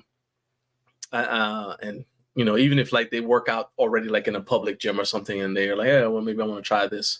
I think that'd be good. What about the Garage Gym Games? You got any updates on that? Yeah. So we haven't had a call recently, but you know, kind of a big change that will be made is, so like the big idea is to really branch it out into its own event. So Right. where it is powerlifting and strongman, and there's an Olympic weightlifting, and then there's a hybrid event. So like something that I actually, this is something I've wanted to do for a while, and I've battled with like the naming of it. So like we talked about like naming the hybrid competition the Garage Gym Games. Whereas like I think what we're going to move towards is the Garage Gym Games encompasses all of these. It's the name of the grand event as opposed to a single event. So like the Garage Gym Games is, you can go compete in the strongman competition at the Garage Gym Games. You can go compete in the powerlifting meet at the Garage Gym Games, and that allows it to really stay like all of these competitions like directed towards a specific group, which is the home gym community. So I think that's pretty cool. That's the big change, and it also allows like flexibility from years to year. Like if High Rocks wanted to do an event at the Garage Gym Games, like stuff like that. Yeah. I mean, and plus I just really liked. I think the Garage Gym Games is a cool name. Yeah. And it's easy to build off of. So we talked about how much you love alliteration. I love what? Alliteration. I mean, look at your first and last name, JJ. Oh, that's right. Yeah. Okay. I noticed everything. Okay. I've got my fingers on the pulse of everything. All right. GGG. That's it. He loves alliteration. All right. Have you got any word on sponsors? No. I think like we kind of have like a basic timeline of, we want to try and get some online challenges out. I think by like November is kind of what I'm thinking. And then, I really, really don't want to like commit to anything too early. So, probably at the beginning of next year, try and like nail down sponsors. You think maybe they're looking for proof of concept first to like kind of see, kind of like Home Gym Con, people wanted to see what it was. And then once they saw it, like, oh, I get it. Now you notice there's like a huge. Yeah, that's why we wanted to, try and do some of these. Yeah, that's why we wanted to try and do some of these challenges first. I think the sponsorships for like the first year, pretty minimal. It's not going to be like thousands of dollars unless like, unless you really wanted to get involved and saw value in it. He's taking money if you're offering thousands of dollars. Let's just be clear about that. He is taking money. Yeah, if you really want to get involved, then we'll take it. Okay, yeah, that'd be cool. Every bit helps. Garage Gym competition, because you said you're gonna do some online challenges. You're gonna try to do that with Joe. Get him involved in it. I want some sort of powerlifting presence. So I was going to reach out to him. I haven't reached out to him specifically yet, but if we continue the Garage Gym Games route, it'd be amazing to have like a lead for strongman, a lead for powerlifting, a lead for grip. I don't necessarily want to like step on anybody's toes. Right. So you always kind of have to be a little bit weary about like, just want to make sure it works. But yeah, I definitely plan on reaching out to Joe at some point. All right, cool.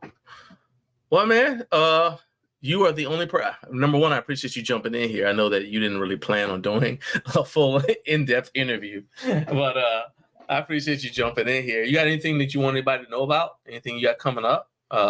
You just did an interview with Jim Penn. I was watching it while I was on the treadmill.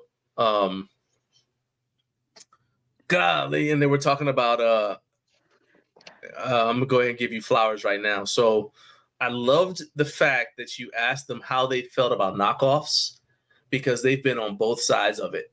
Yeah. Right. So they've had people copy them, and then they've also been accused of copying. Right. And so I loved, not only did I love the question, but I loved your answer. Not your answer, but their answer. Like how they were like, well, this is just, this is how it goes, and how they even admitted to like, well, like we didn't even know about this thing because the guy that designs our stuff doesn't get on social media. So how would he know about it? But when we look at it, we're like, oh, yeah, this kind of does look exactly the same. And they were, like, hey, okay, we can see where you're coming from. And I think that that's one reason why Gym Pen doesn't necessarily get the same backlash that some companies do. Because I really just think it comes down to people knowing you. Like when you're creating your thing, if they know who you are, then they don't think that you're coming in and trying to steal from people we know. Because that's how it feels otherwise. Right. Well, I mean, I think there's a difference between like a company like Gym Pen who certainly has some original ideas. So like they have some ideas.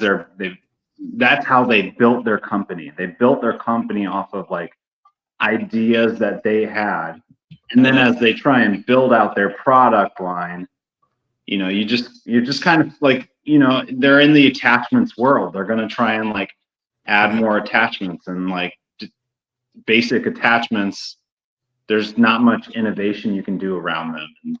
And, there's also just ideas that you can build off of others with your own spin.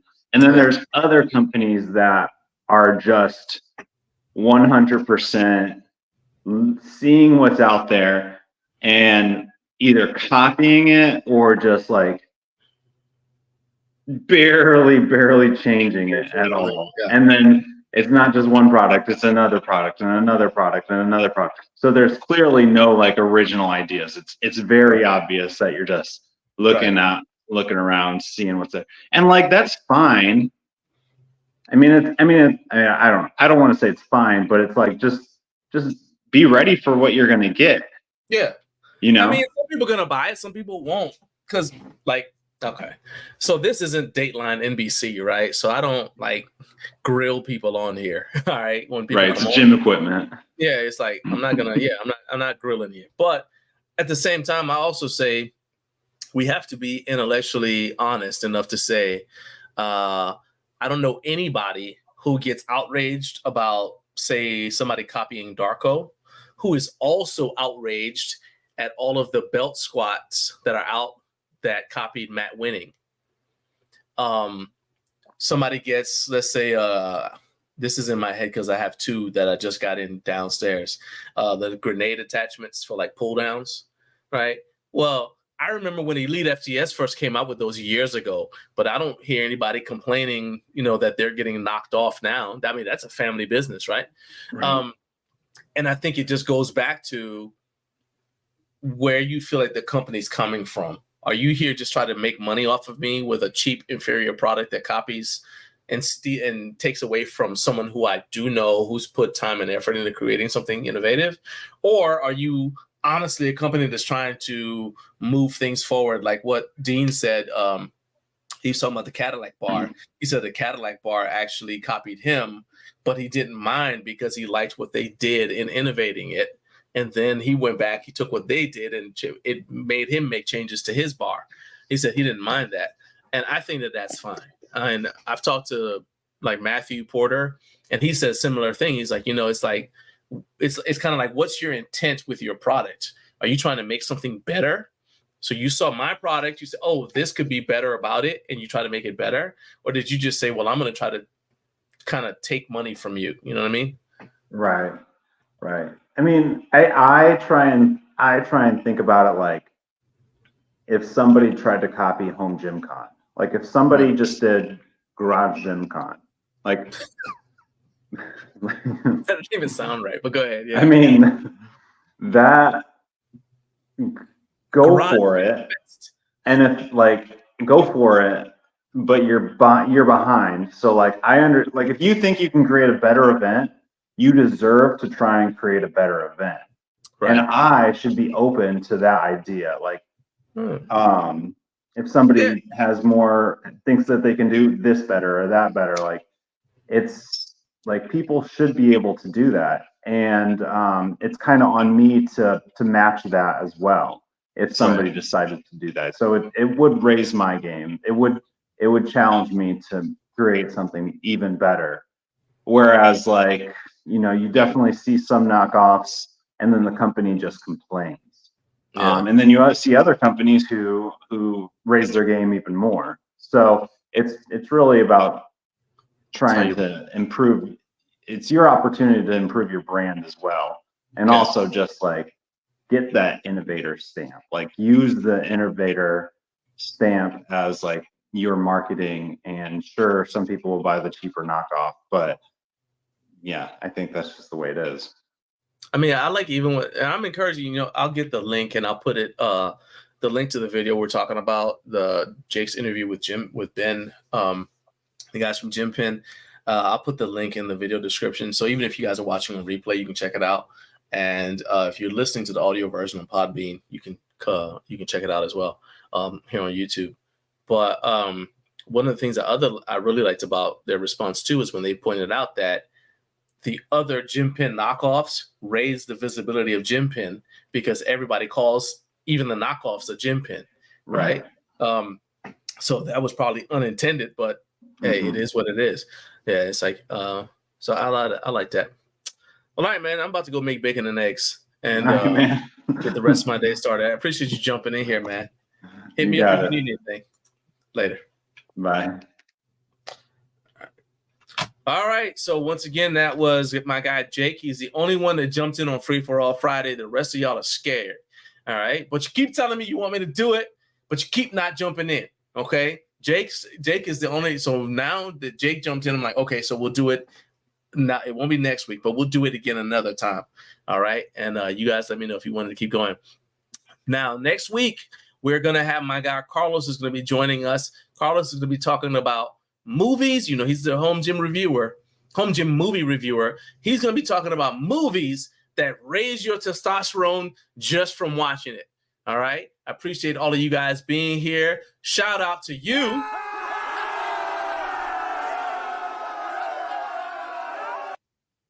And have a wonderful, wonderful weekend.